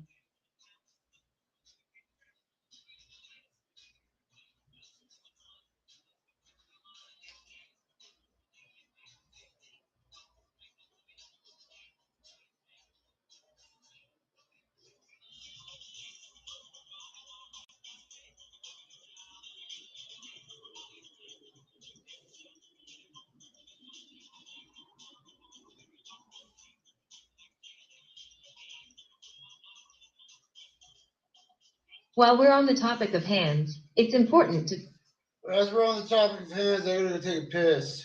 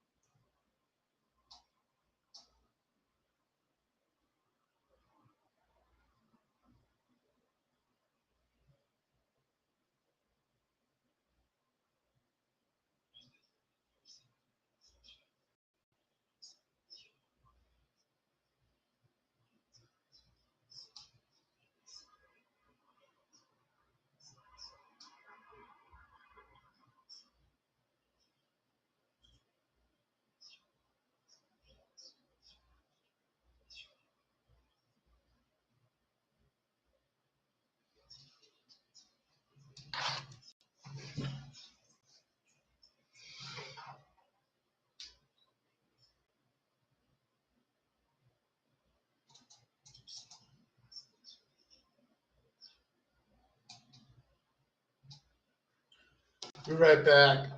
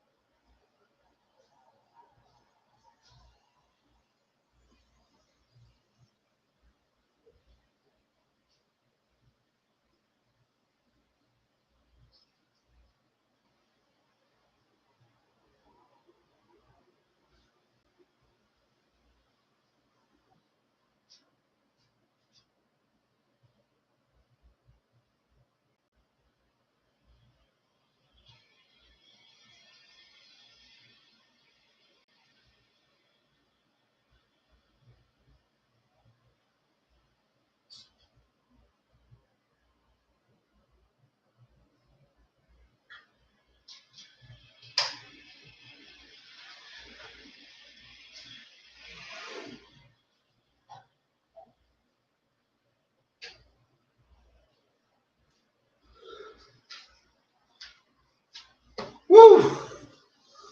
Oh, fuck, dude. Had to go take a piss, went and grabbed my laundry, came back, sat down, took a massive fucking shit, dude. Woo! Where'd Kenny go? Yeah, I was gone for like 6 minutes. All this food and diarrhea talk got him going. He definitely prepped food wrong. Feeling fucking great now, dude. Oh, let's finish this shit. That's what I'm talking about, yo. Woo! Woo! All right. Talk about your fingernails. You must properly wash under your fingernails when washing your hands. We did all the prep. Long all the nails are great allergies, places where the bacteria temperature. and dirt can harbor. Now we're just and food Food storage. handlers should have Now short we're on the nails washing that are hands. easy to manage and clean. Although it's not recommended, if you are wearing false nails or have nail polish on your nails, you must wear a single-use glove to prevent chips or possible breakage from getting into food. My neighbor just banged on the wall.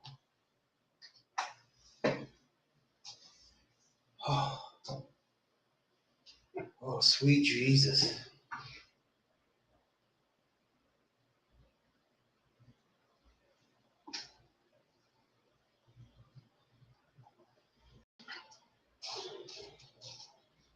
All right, yo. It's only supposed to take like an hour and a half. We're going 2 hours because we have to do this shit.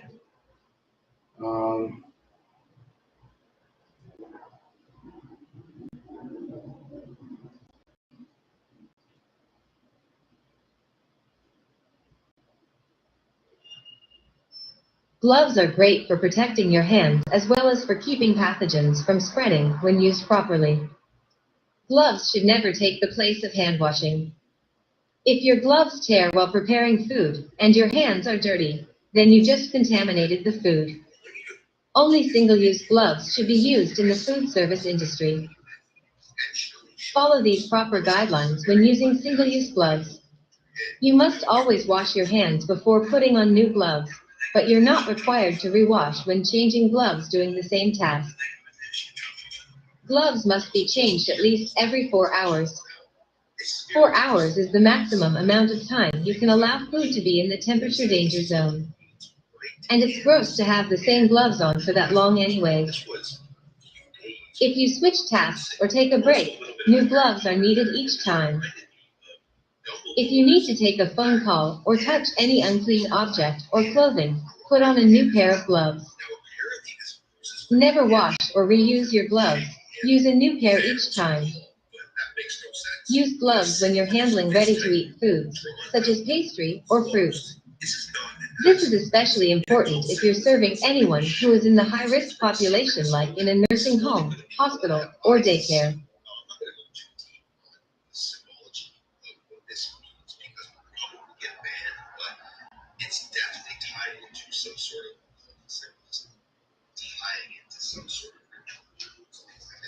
Just my opinion, strictly for entertainment purposes. Let me know what you think about this head. Yeah, make sure to share.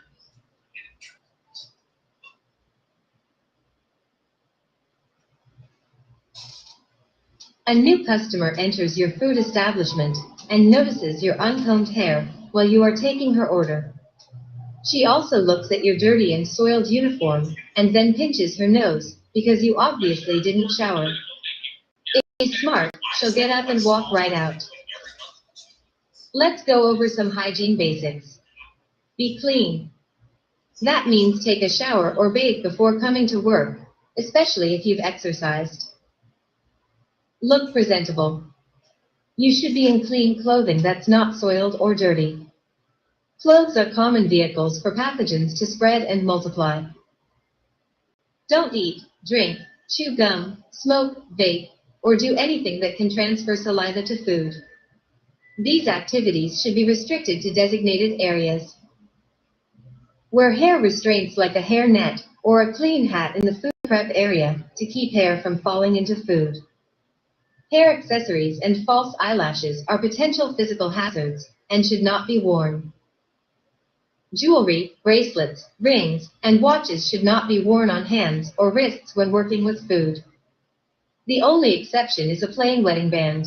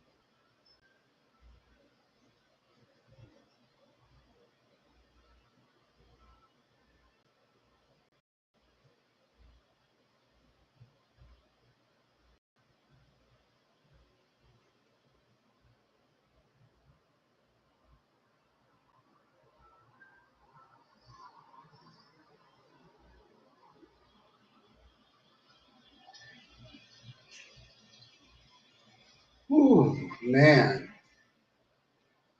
How much longer do we gotta go?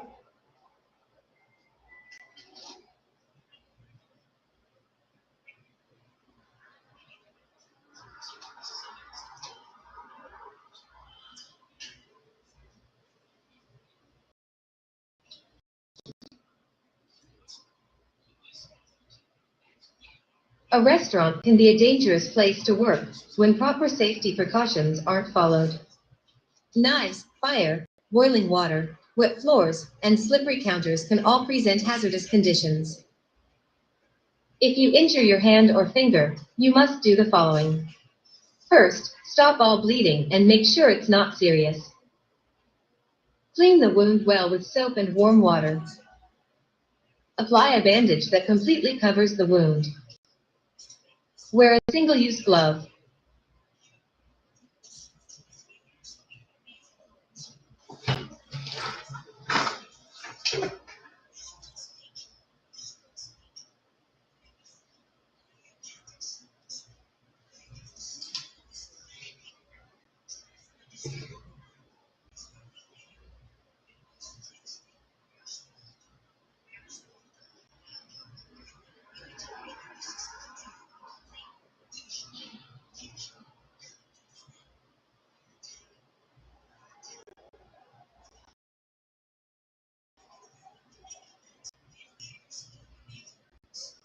In addition to good personal hygiene, it's almost equally important to make sure you continually clean and sanitize your food facility.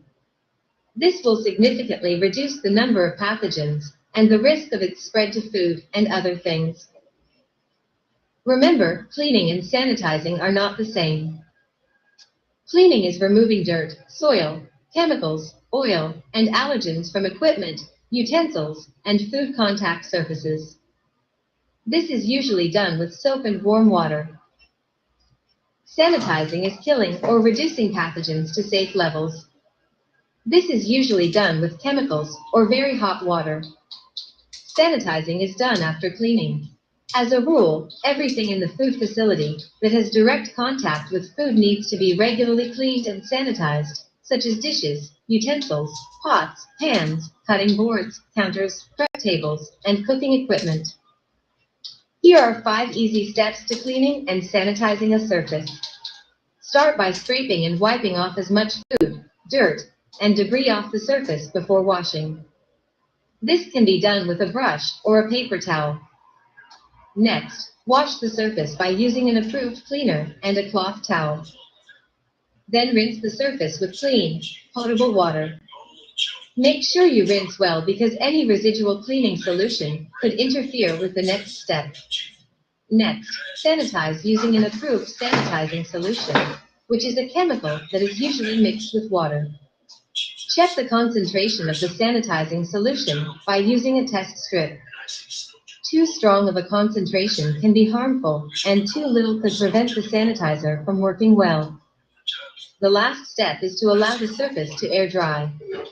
If you notice food contact surfaces that haven't been cleaned or sanitized recently or correctly, make sure you take immediate action. Any food contact surface must be cleaned and sanitized within 4 hours of use. Other items that do not have direct contact with food must be cleaned, but not necessarily sanitized, such as walls, windows, stools, and chairs. These items should be cleaned as needed. I mean, he wasn't committed. He wasn't committed or committing. Great. Right. I mean, people was on to I thought it was just an accusation. It was an accusation. But so he was convicted. Be great. Anyway.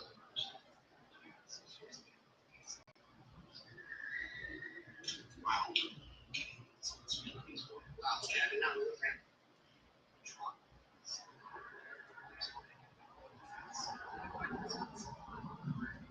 Let's now talk about dishwashing. Washing dishes seems pretty familiar since we do it at home regularly. We wash, rinse, and dry our dishes, but we don't sanitize. When you're serving food to the public, like in a restaurant, the stakes are higher. Sanitizing is an added step that needs to happen in a food facility. Large food facilities and most corporate restaurants have industrial dishwashing machines, but most restaurants aren't so lucky. With limited budgets and space restraints, most people do dishes by hand. Dishwashing sinks are different and separate from hand-washing sinks, and each one should only be used for its intended purpose. In order to follow proper dishwashing procedures, you need a 3-compartment dishwashing sink at your facility. To wash dishes in the 3-compartment sink, let's review once more the 5 steps involved in cleaning and sanitizing, but for dishwashing instead. Start by scraping away any leftover food and debris. Any food that is hard to scrape off should be soaked in hot water for some time before washing. Next, wash in the 1st compartment of the sink. Combine hot water and dish detergent. Use a washcloth and lather up the cloth liberally. The detergent will help cut through grease and loosen dirt. Then, rinse in the middle compartment of the sink. Just like any other food contact surface, use hot, potable water. Make sure all soap or detergent is completely rinsed off. Next, sanitize in the last compartment of the sink. There are 2 different ways to sanitize dishes. The more widely used method is to use an approved chemical sanitizer. Just like food contact surfaces, you need to make sure you're using the correct concentration of sanitizing solution. Again, using too much sanitizer might be harmful, and using too little might not be effective enough. Test strips can be used to measure the concentration of the sanitizing solution. The second way is to use extremely hot water, which can be dangerous, but is highly effective. The last step is air dry. Once your dishes are cleaned and sanitized, allow them to air dry. Never towel dry, not even with a paper towel. Avoid any risk of contamination.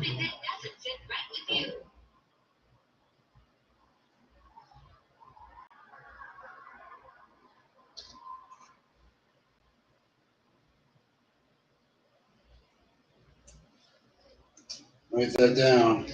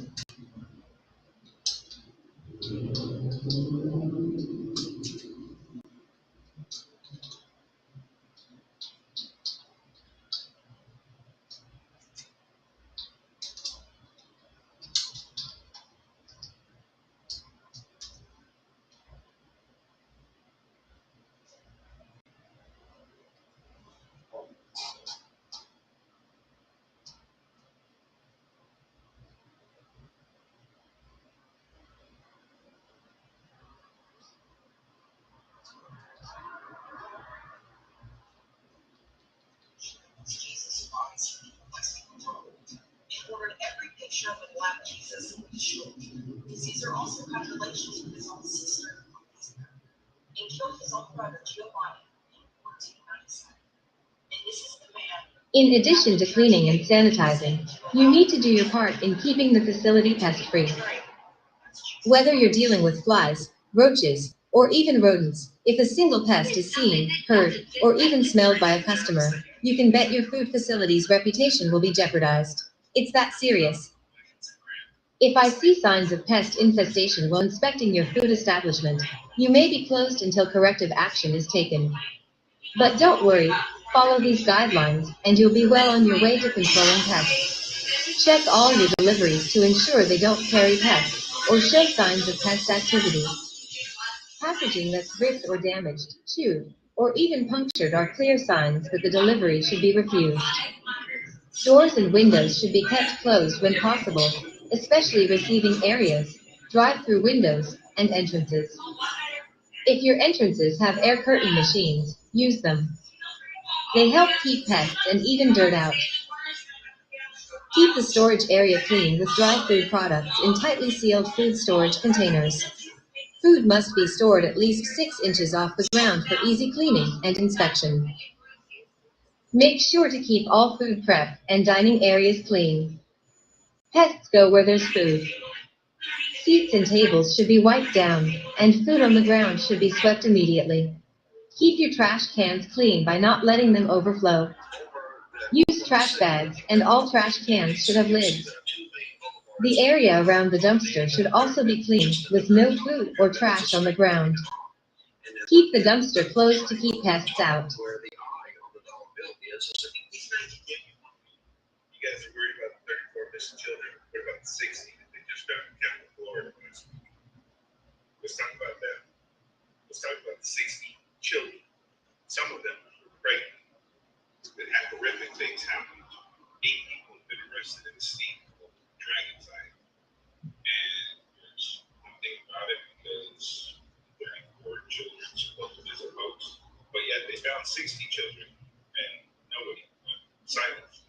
I've seen it on the news, a little blurb of it. You guys are worried.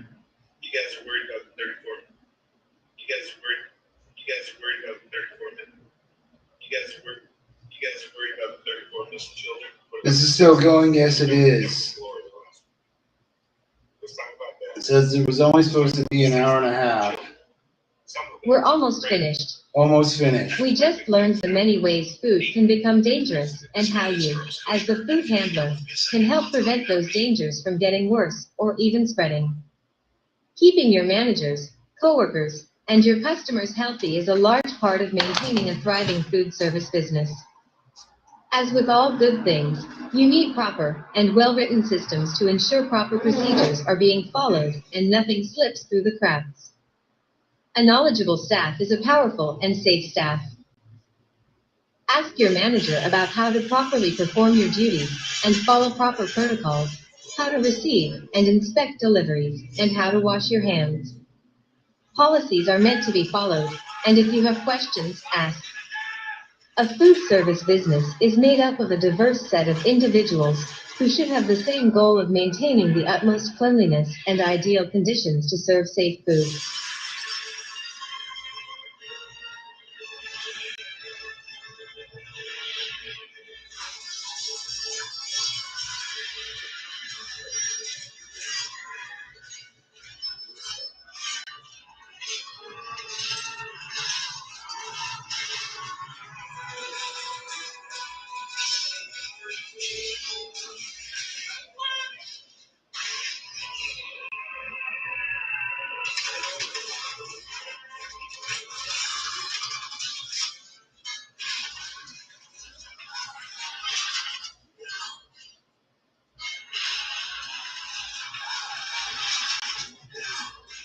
Congratulations, you've now completed your food handler training course.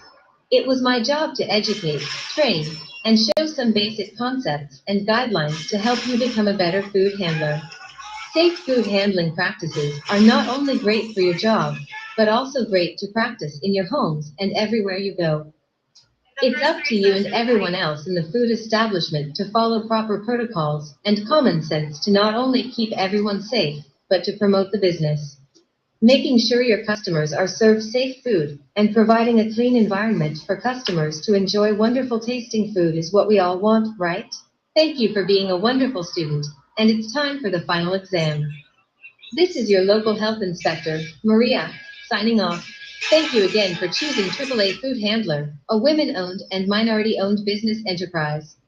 And good luck.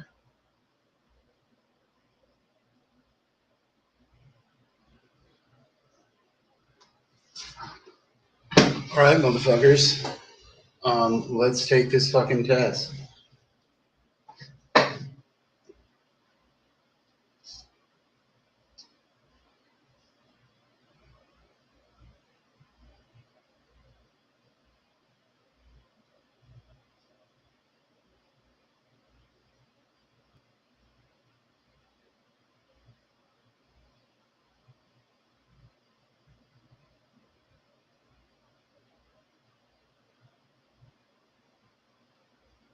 That glitter, they say that it's made of microplastics, but when they put it under a microscope, it has the exact same look as that of ashes of a human.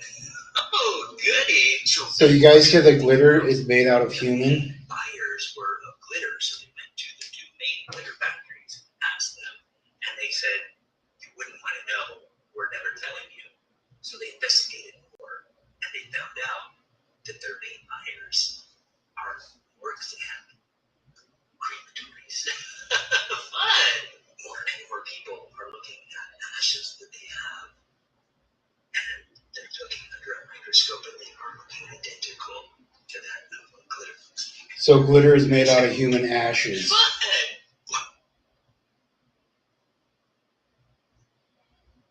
What's that? Oh, what's that? Oh, people have. What's that? Oh, what's that? Oh, people have. What's that? Oh, people.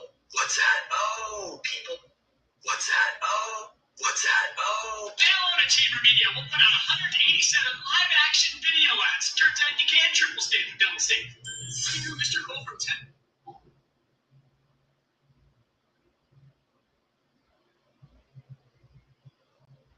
Three AI ads for Vogue magazine, but only one of them is labeled AI. First one is a Skechers ad. I always think it's interesting that they use a model of heels to advertise their sneakers. This guest ad is 2 pages and it's very convincing. It is labeled AI, very small here, and if I didn't know, I don't know if I would have caught this. You can tell a little by your hair, the perfection of it, but the details such as the texture of the wall and the hats, it all is very convincing. The only thing that really labels it as AI to me is the length of her ring finger right there. It's just not quite right.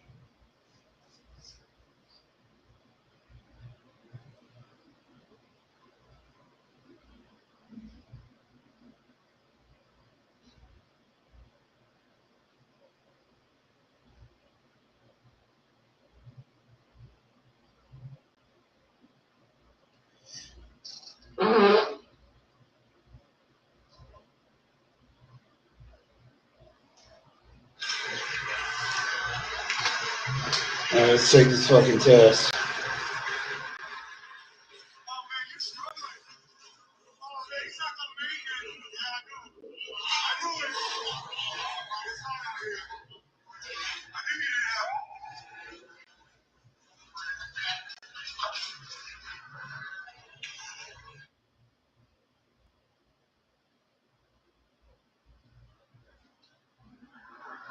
Which of the following is not a proper method of thawing frozen food? Leaving it on the kitchen counter. Which of the following is not an example of potential cross-contamination? Not an example. Cutting raw chicken and slicing onions. Sanitizing tables while customers are eating. Storing raw foods and ready-to-eat foods on the same shelf. Sanitizing tables while customers are eating. What should be used to handle ready-to-eat foods? Tongs.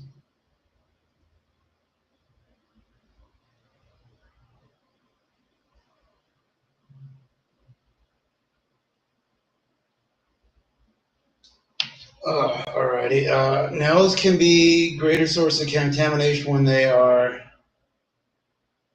long.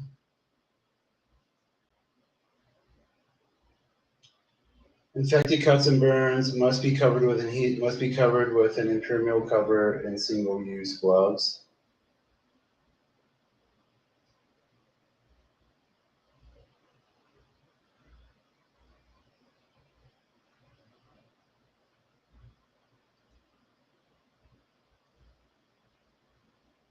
Which of the following is the correct order to properly clean and sanitize food contact surface? Scraping, wash, rinse, sanitize, air dry. Scraping, wash, rinse, sanitizing, air dry.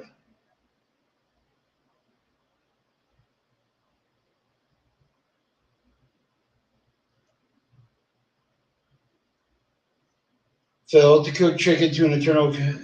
What type of hazard? Biological.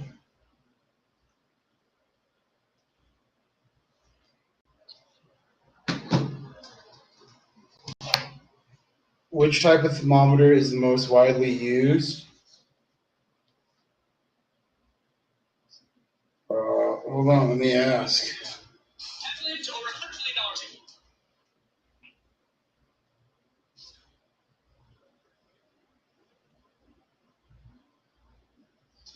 What type of thermometer is the most widely used for kitchens?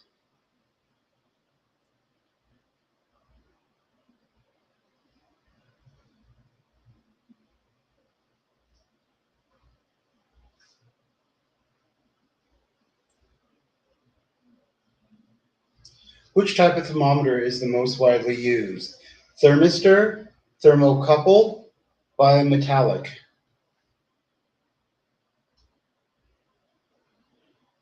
Thermocouple, type K.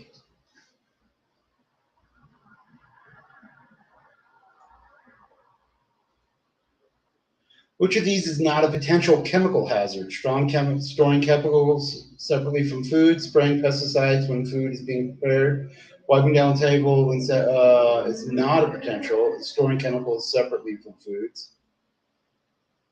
Here we go, motherfuckers. We're 31 questions away. What do test strips measure in sanitizing solution? What do test strips measure in sanitized solution? Concentration, temperature, or color? I think it's concentration. Concentration, yep. A food worker with blank can continue to work. In fact, burn, diarrhea, a headache.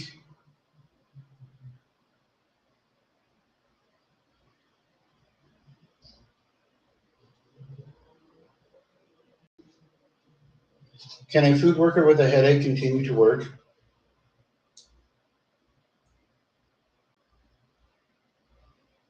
Any other symptoms like vomiting or diarrhea? Yeah, as long as it's not accompanied. What is the maximum amount of time TCS foods can be in the temperature danger zone? I think it's 2 hours. What is the maximum amount of time TCS foods can be in the temperature danger zone?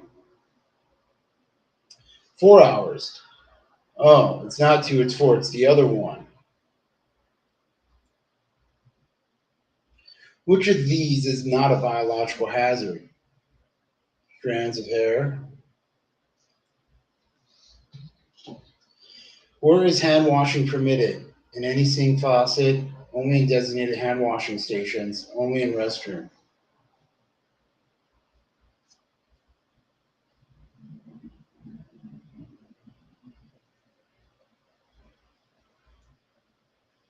Raw foods dripping onto ready-to-eat food is an example of what type of hazard? Cross contamination.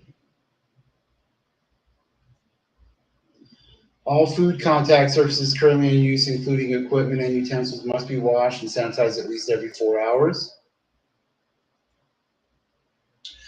Which virus causes most serious transmitted by fecal oral? Which virus is caused by a serious foodborne illness that is commonly transferred by fecal oral hepatitis?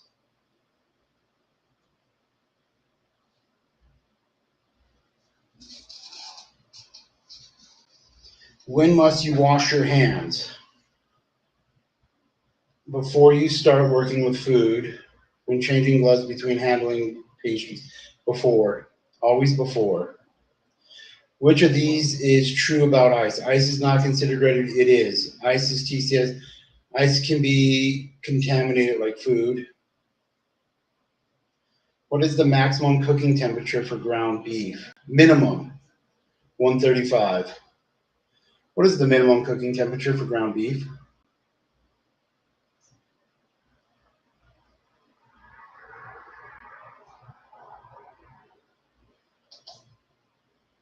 $160. Let's go up here and scroll through my things. Chicken cooked to 165. Steaks 145. All right, for ground beef, I guess we'll go 155. Next question. Well,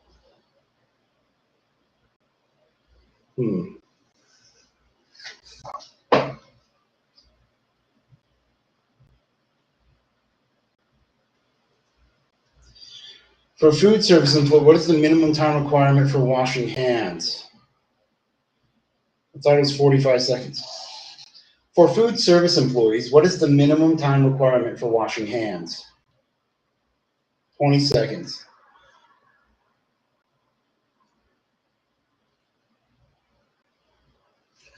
Which activity can easily eliminate toxins produced by pathogens?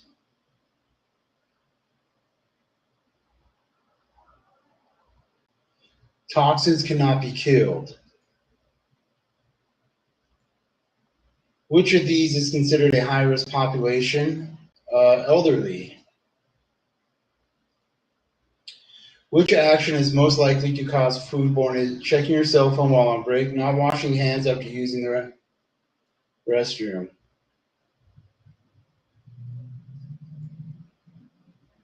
Which of the following is not required at a hand washing station?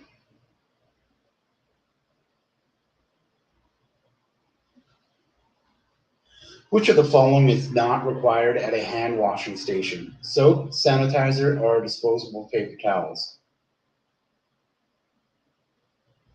Hand sanitizer is not strictly required. That's what I thought, because you have to have the paper towels. Which of these is not an acceptable way to cool food? At room temperature. You can cut it in smaller pieces. Which of these is not an acceptable way to cool food? An ice bath, at room temperature, or by cutting it into smaller pieces?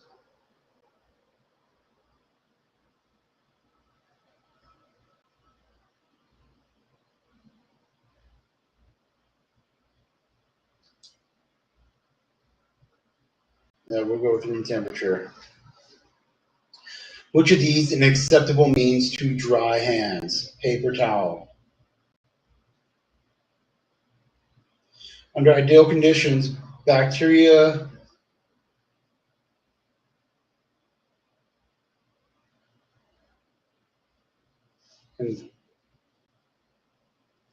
under ideal conditions, how many minutes does it take for bacteria to multiply?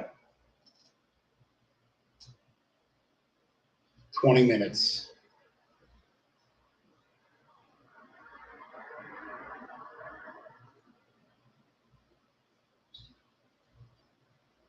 Upon delivery, it is important to make sure hot foods such as soaps or stews are received at.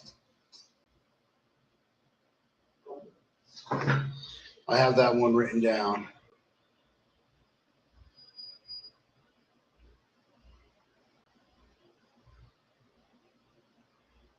Casseroles are 165. All right. Upon delivery, it is important to make sure hot foods such as soups or stewed are received at what temperature or hotter? 135. I have that one for pizza. Oh, already cooked food such as pastas and pizza. Okay, it's right there. When using the bathroom, you must wash your hands upon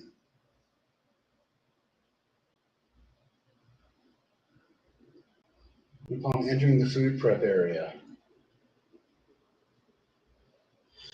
What should you do at work if you have a headache, cough, and runny nose? Go to work and say the direct blah, blah, blah. Go to work without any restrictions from direct food handling activities. Stay at home from work for a day.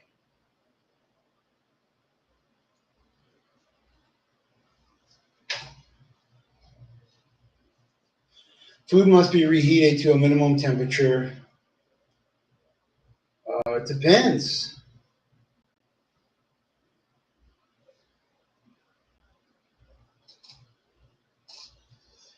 Food must be reheated to a minimum temperature of what temperature? 135, 165, or 180?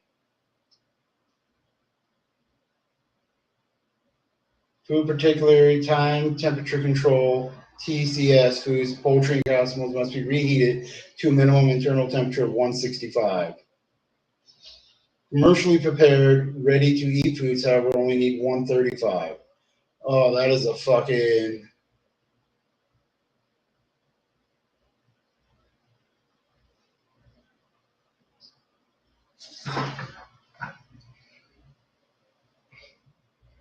Already cooked food. It says 135 here also that I wrote down.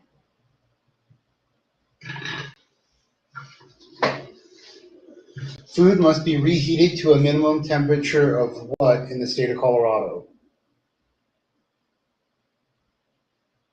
165. That has been cooked and cooled must be reheated for at least 15 seconds. All right, we're going with 165. Sick employees who are not showing symptoms of foodborne can perform which duty?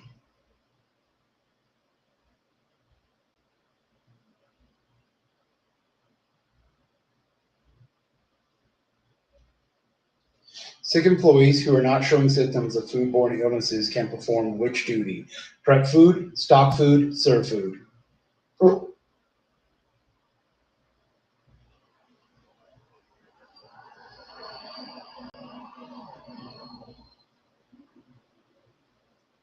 Stock food.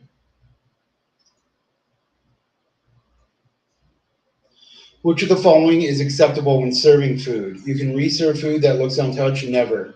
You can reserve unopened coffee creamers and sugars, I think you can. Hold cups and plates anywhere as long as you don't break them. You can reserve unopened coffee creamers and sugars.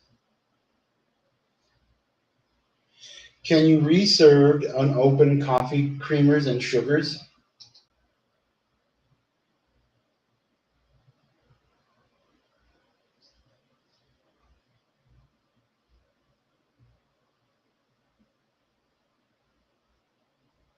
Now, all right. Which of the following is acceptable when serving food? Hold cups and plate anywhere as long as you don't break. Which of the following is acceptable when serving food? You can reserve food that looks untouched, or you can reserve unopened coffee creamers and sugars, or hold cups and plates anywhere as long as you don't break them.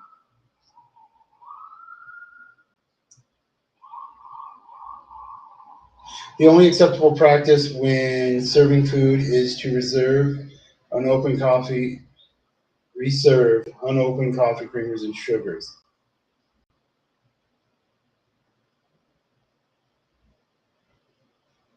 All right. Food handlers are required to shave every day, wear hairnets and hair ties, hair restraints, wear uniforms. A foodborne outbreak is when you have at least blank people showing similar symptoms after eating the same food at the same location. I think it's 2. How many people have to show similar symptoms after eating the same food at the same location for a foodborne outbreak to be declared?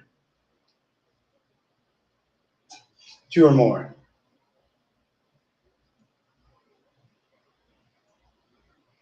What is the main goal of cleaning? Cleaning is soap and water. Sanitizing is chemicals done after cleaning. Removing dirt, soil, chemicals to make appearance look clean. Killing to reduce, no, just removing dirt and soil. All right. The other is sanitize. All right. What is the correct temperature reading when calibrating a thermometer using the ice point method? 32 degrees. What is the correct temperature reading when calibrating a thermometer using the ice point method? 32 degrees Fahrenheit. Which of these is not a TCS food? Uncooked rice. Which of these is not a TCS food? Fried chicken, uncooked rice, sliced melons. Uncooked rice.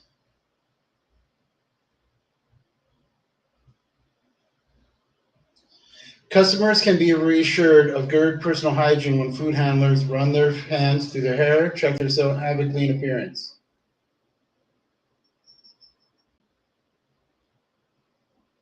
Yes. Come on, 73% and more. I think we got 80%. I think we got 80%.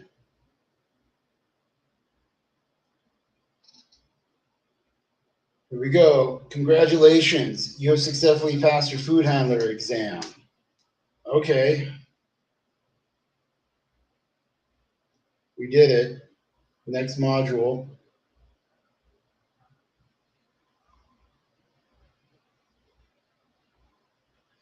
We're only 3 hours in, dude, on an hour and a half thing.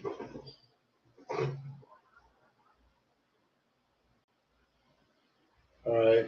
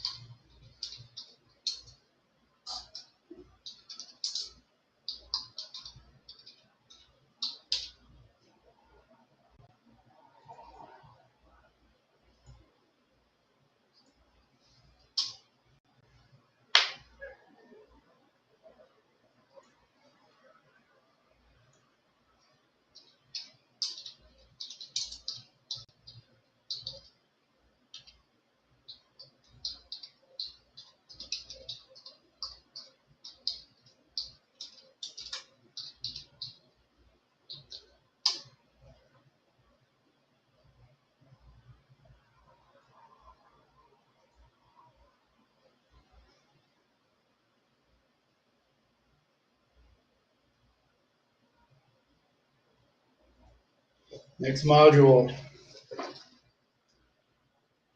Here we go, yo. It only took 3 fucking hours.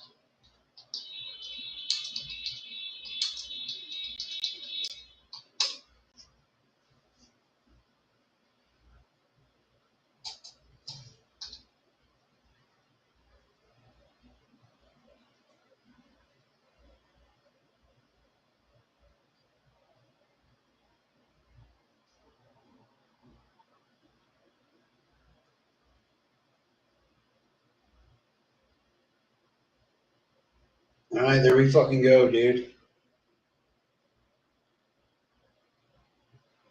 Download certificate.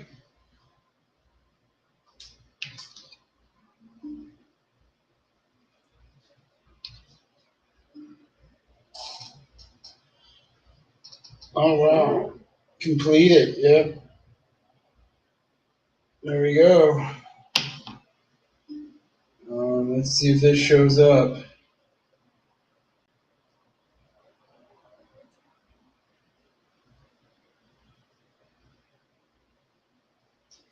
I gotta go print this up.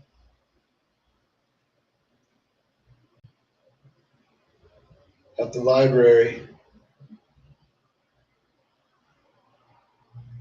I gotta have it on me. Alrighty.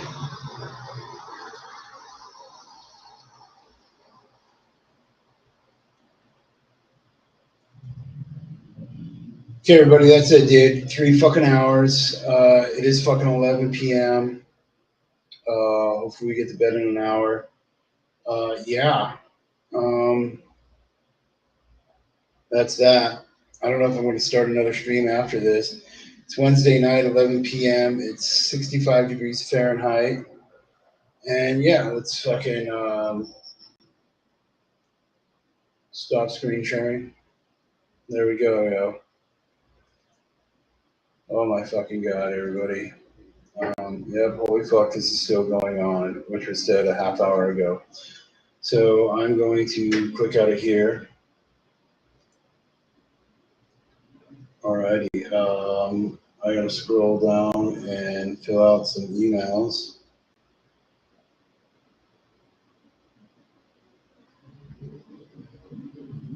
So, oh shit, dude. So I have a refugee asylum request from Russia. Translate to English. Istanbul on October 27th, August 27th, 2025, and will be considered in accordance with the established procedure.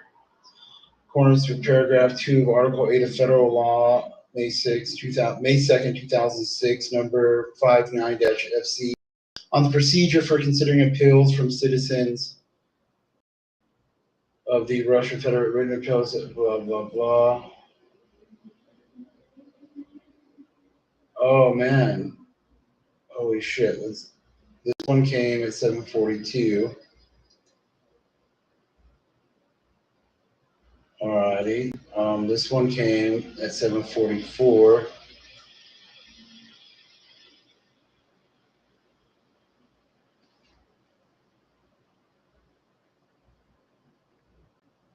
It says basically the same thing.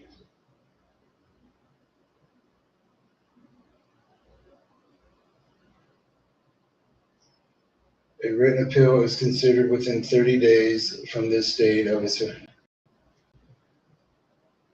right, here, let's share the screen. So,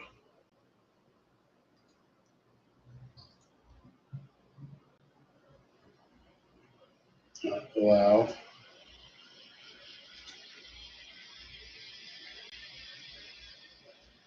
Okay.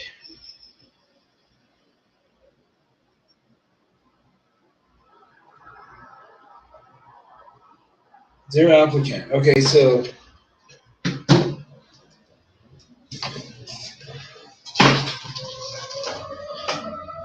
in Istanbul, Turkey, at the beginning of the year, roughly 6 months ago, I filed for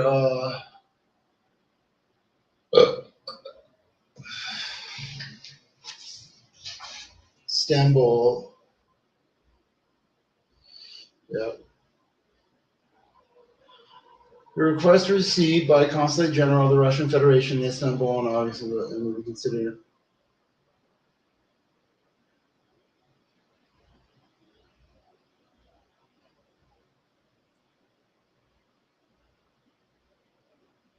Okay, so think about this. Read this paragraph right here on the procedure for considering appeals from citizens of the Russian Federation. So does that mean I'm a citizen? because I was granted citizenship. So is that implying? Are they implying, yo, you got the citizenship?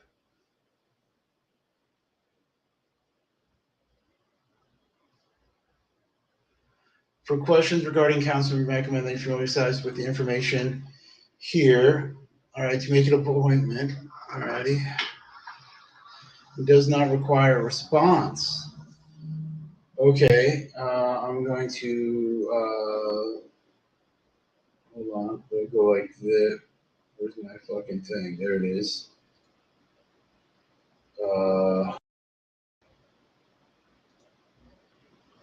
Okay, let's. All right, that one was from 7:44 a.m. All right, we will mark as unread. Now the other one that came at 7:42, which was 2 minutes earlier, we will show here.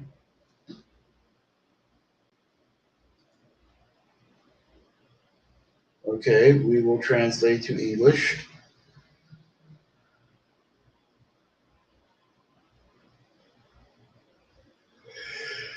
Repeat request received. Okay, and it basically says the same thing. All right. Written appeals are subject to mandatory registration within 3 days from the date of receipt. So that means tomorrow we have to read all this shit and find out what's going on, dude.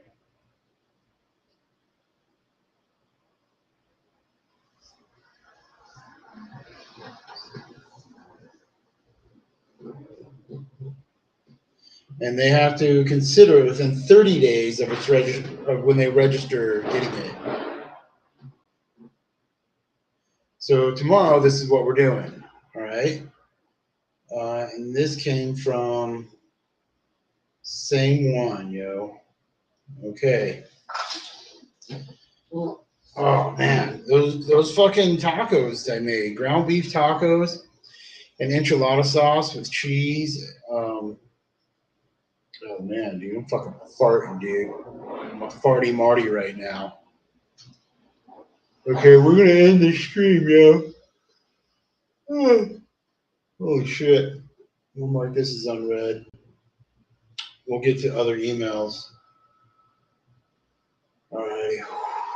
Woo!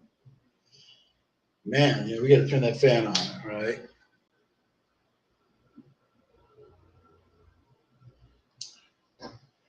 So I got a passing grade, but it didn't tell me what my exact grade was. All right.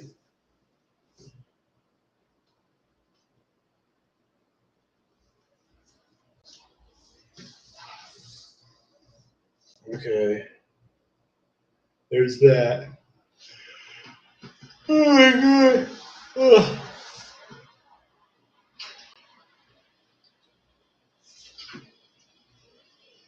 Okay.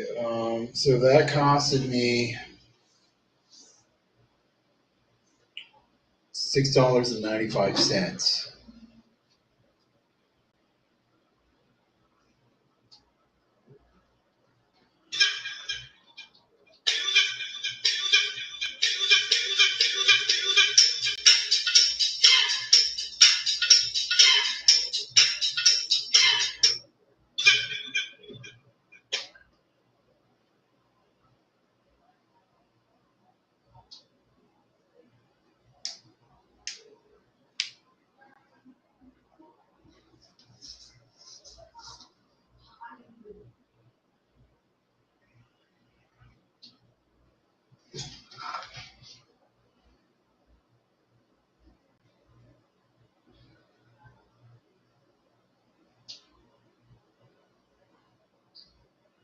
For Labor Day, Everyday Dose is paying you to try their coffee. They're giving away this massive starter kit for free with their functional springs in Idaho Springs in a mud bath. When officers started to walk him to the patrol car, he slipped their grip and took off running, covered in a lot of mud and not much else. The reporter Mountain Sutra also spoke with Idaho Springs Police about that chase last night and shows us video you will only see here on CBS Colorado. Idaho Springs Police Department is willing to give him this much. He did slip away temporarily, and he certainly paid for it when he started running up this mountainside with some pretty classic Colorado rocky terrain, barefoot. 33-year-old Alec Bogus, yes, that's his name, is seen covered in mud when police catch up to him after a credit card fraud alert from the Indian Hot Springs.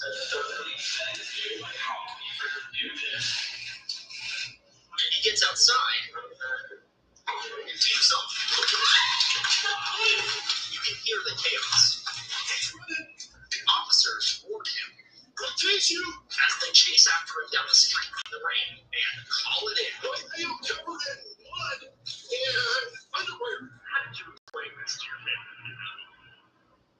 Oh, well, Gene Music with Idaho Springs Police says it's not the strangest call they've heard over the radio, but our job is very fascinating, and you never know what you're going to get each day. Police say Focus gets away after the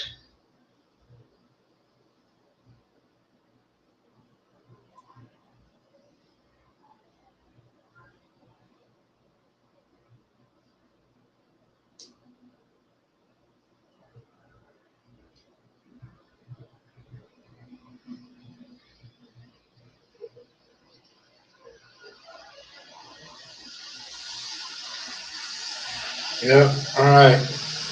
Everybody, I'm calling the stream, all right? Is there any chat? Any thoughts about another he-she going full meltdown? Oh, dude, it's bound to fucking happen, Charlie Higgins. This is just empowering the fucking fag-tardians, dude. The trans-tardians, the mutant fags. Fuck, dude.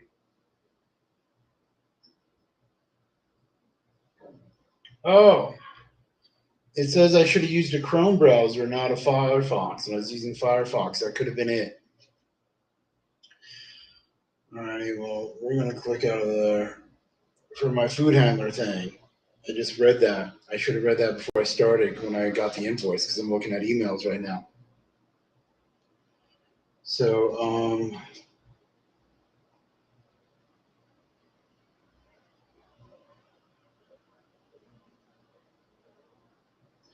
we still got to get our fucking CompTRA fucking certificate. You know, that's something we should be working on also. All right, so we got to finish some fucking paintings. We got to finish some emails about, you know, how Brian Thompson died of excited delirium. We got to get shit done, man. We was hoping to get it going to work this week. Well, we'll be going to our fucking thing at Costco. We got our shit done. So, yeah. I'm going to call the stream, all right? It's fucking 11:02 p.m. It's about to be 11:03 p.m. The stream's basically gone on for 3 hours. Let me fucking, bam, click out of, just dump these fucking emails.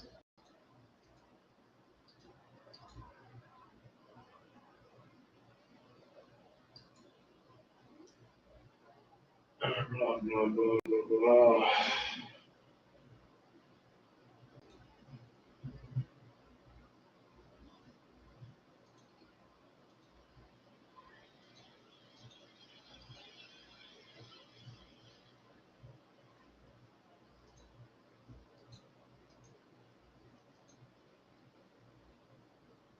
Yeah, we gotta look up all that shit from fucking,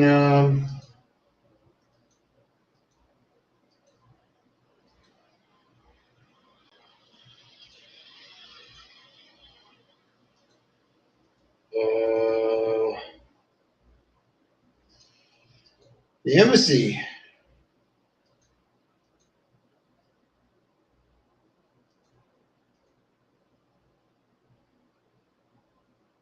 Click out of there. Alrighty.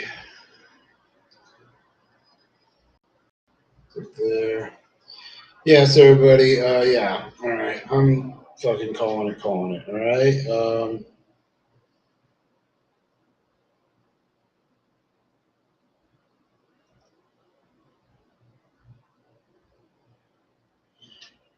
Oh, so there's this thing. I go 1 month. Get one. It's called Time Left. Keep in touch. Connect with people to go to a dinner this Friday. and I'll sit next to 4 random strangers. All right, meet people. So yeah. Anyways, I'm calling it. Everybody in YouTube land, stay warm if you need to stay warm. Stay cool if you need to stay cool. Stay healthy, stay safe, stay sober if you choose sobriety, because I'm on a sobriety trip. Peace. Love you. And broadcast quick, motherfuckers.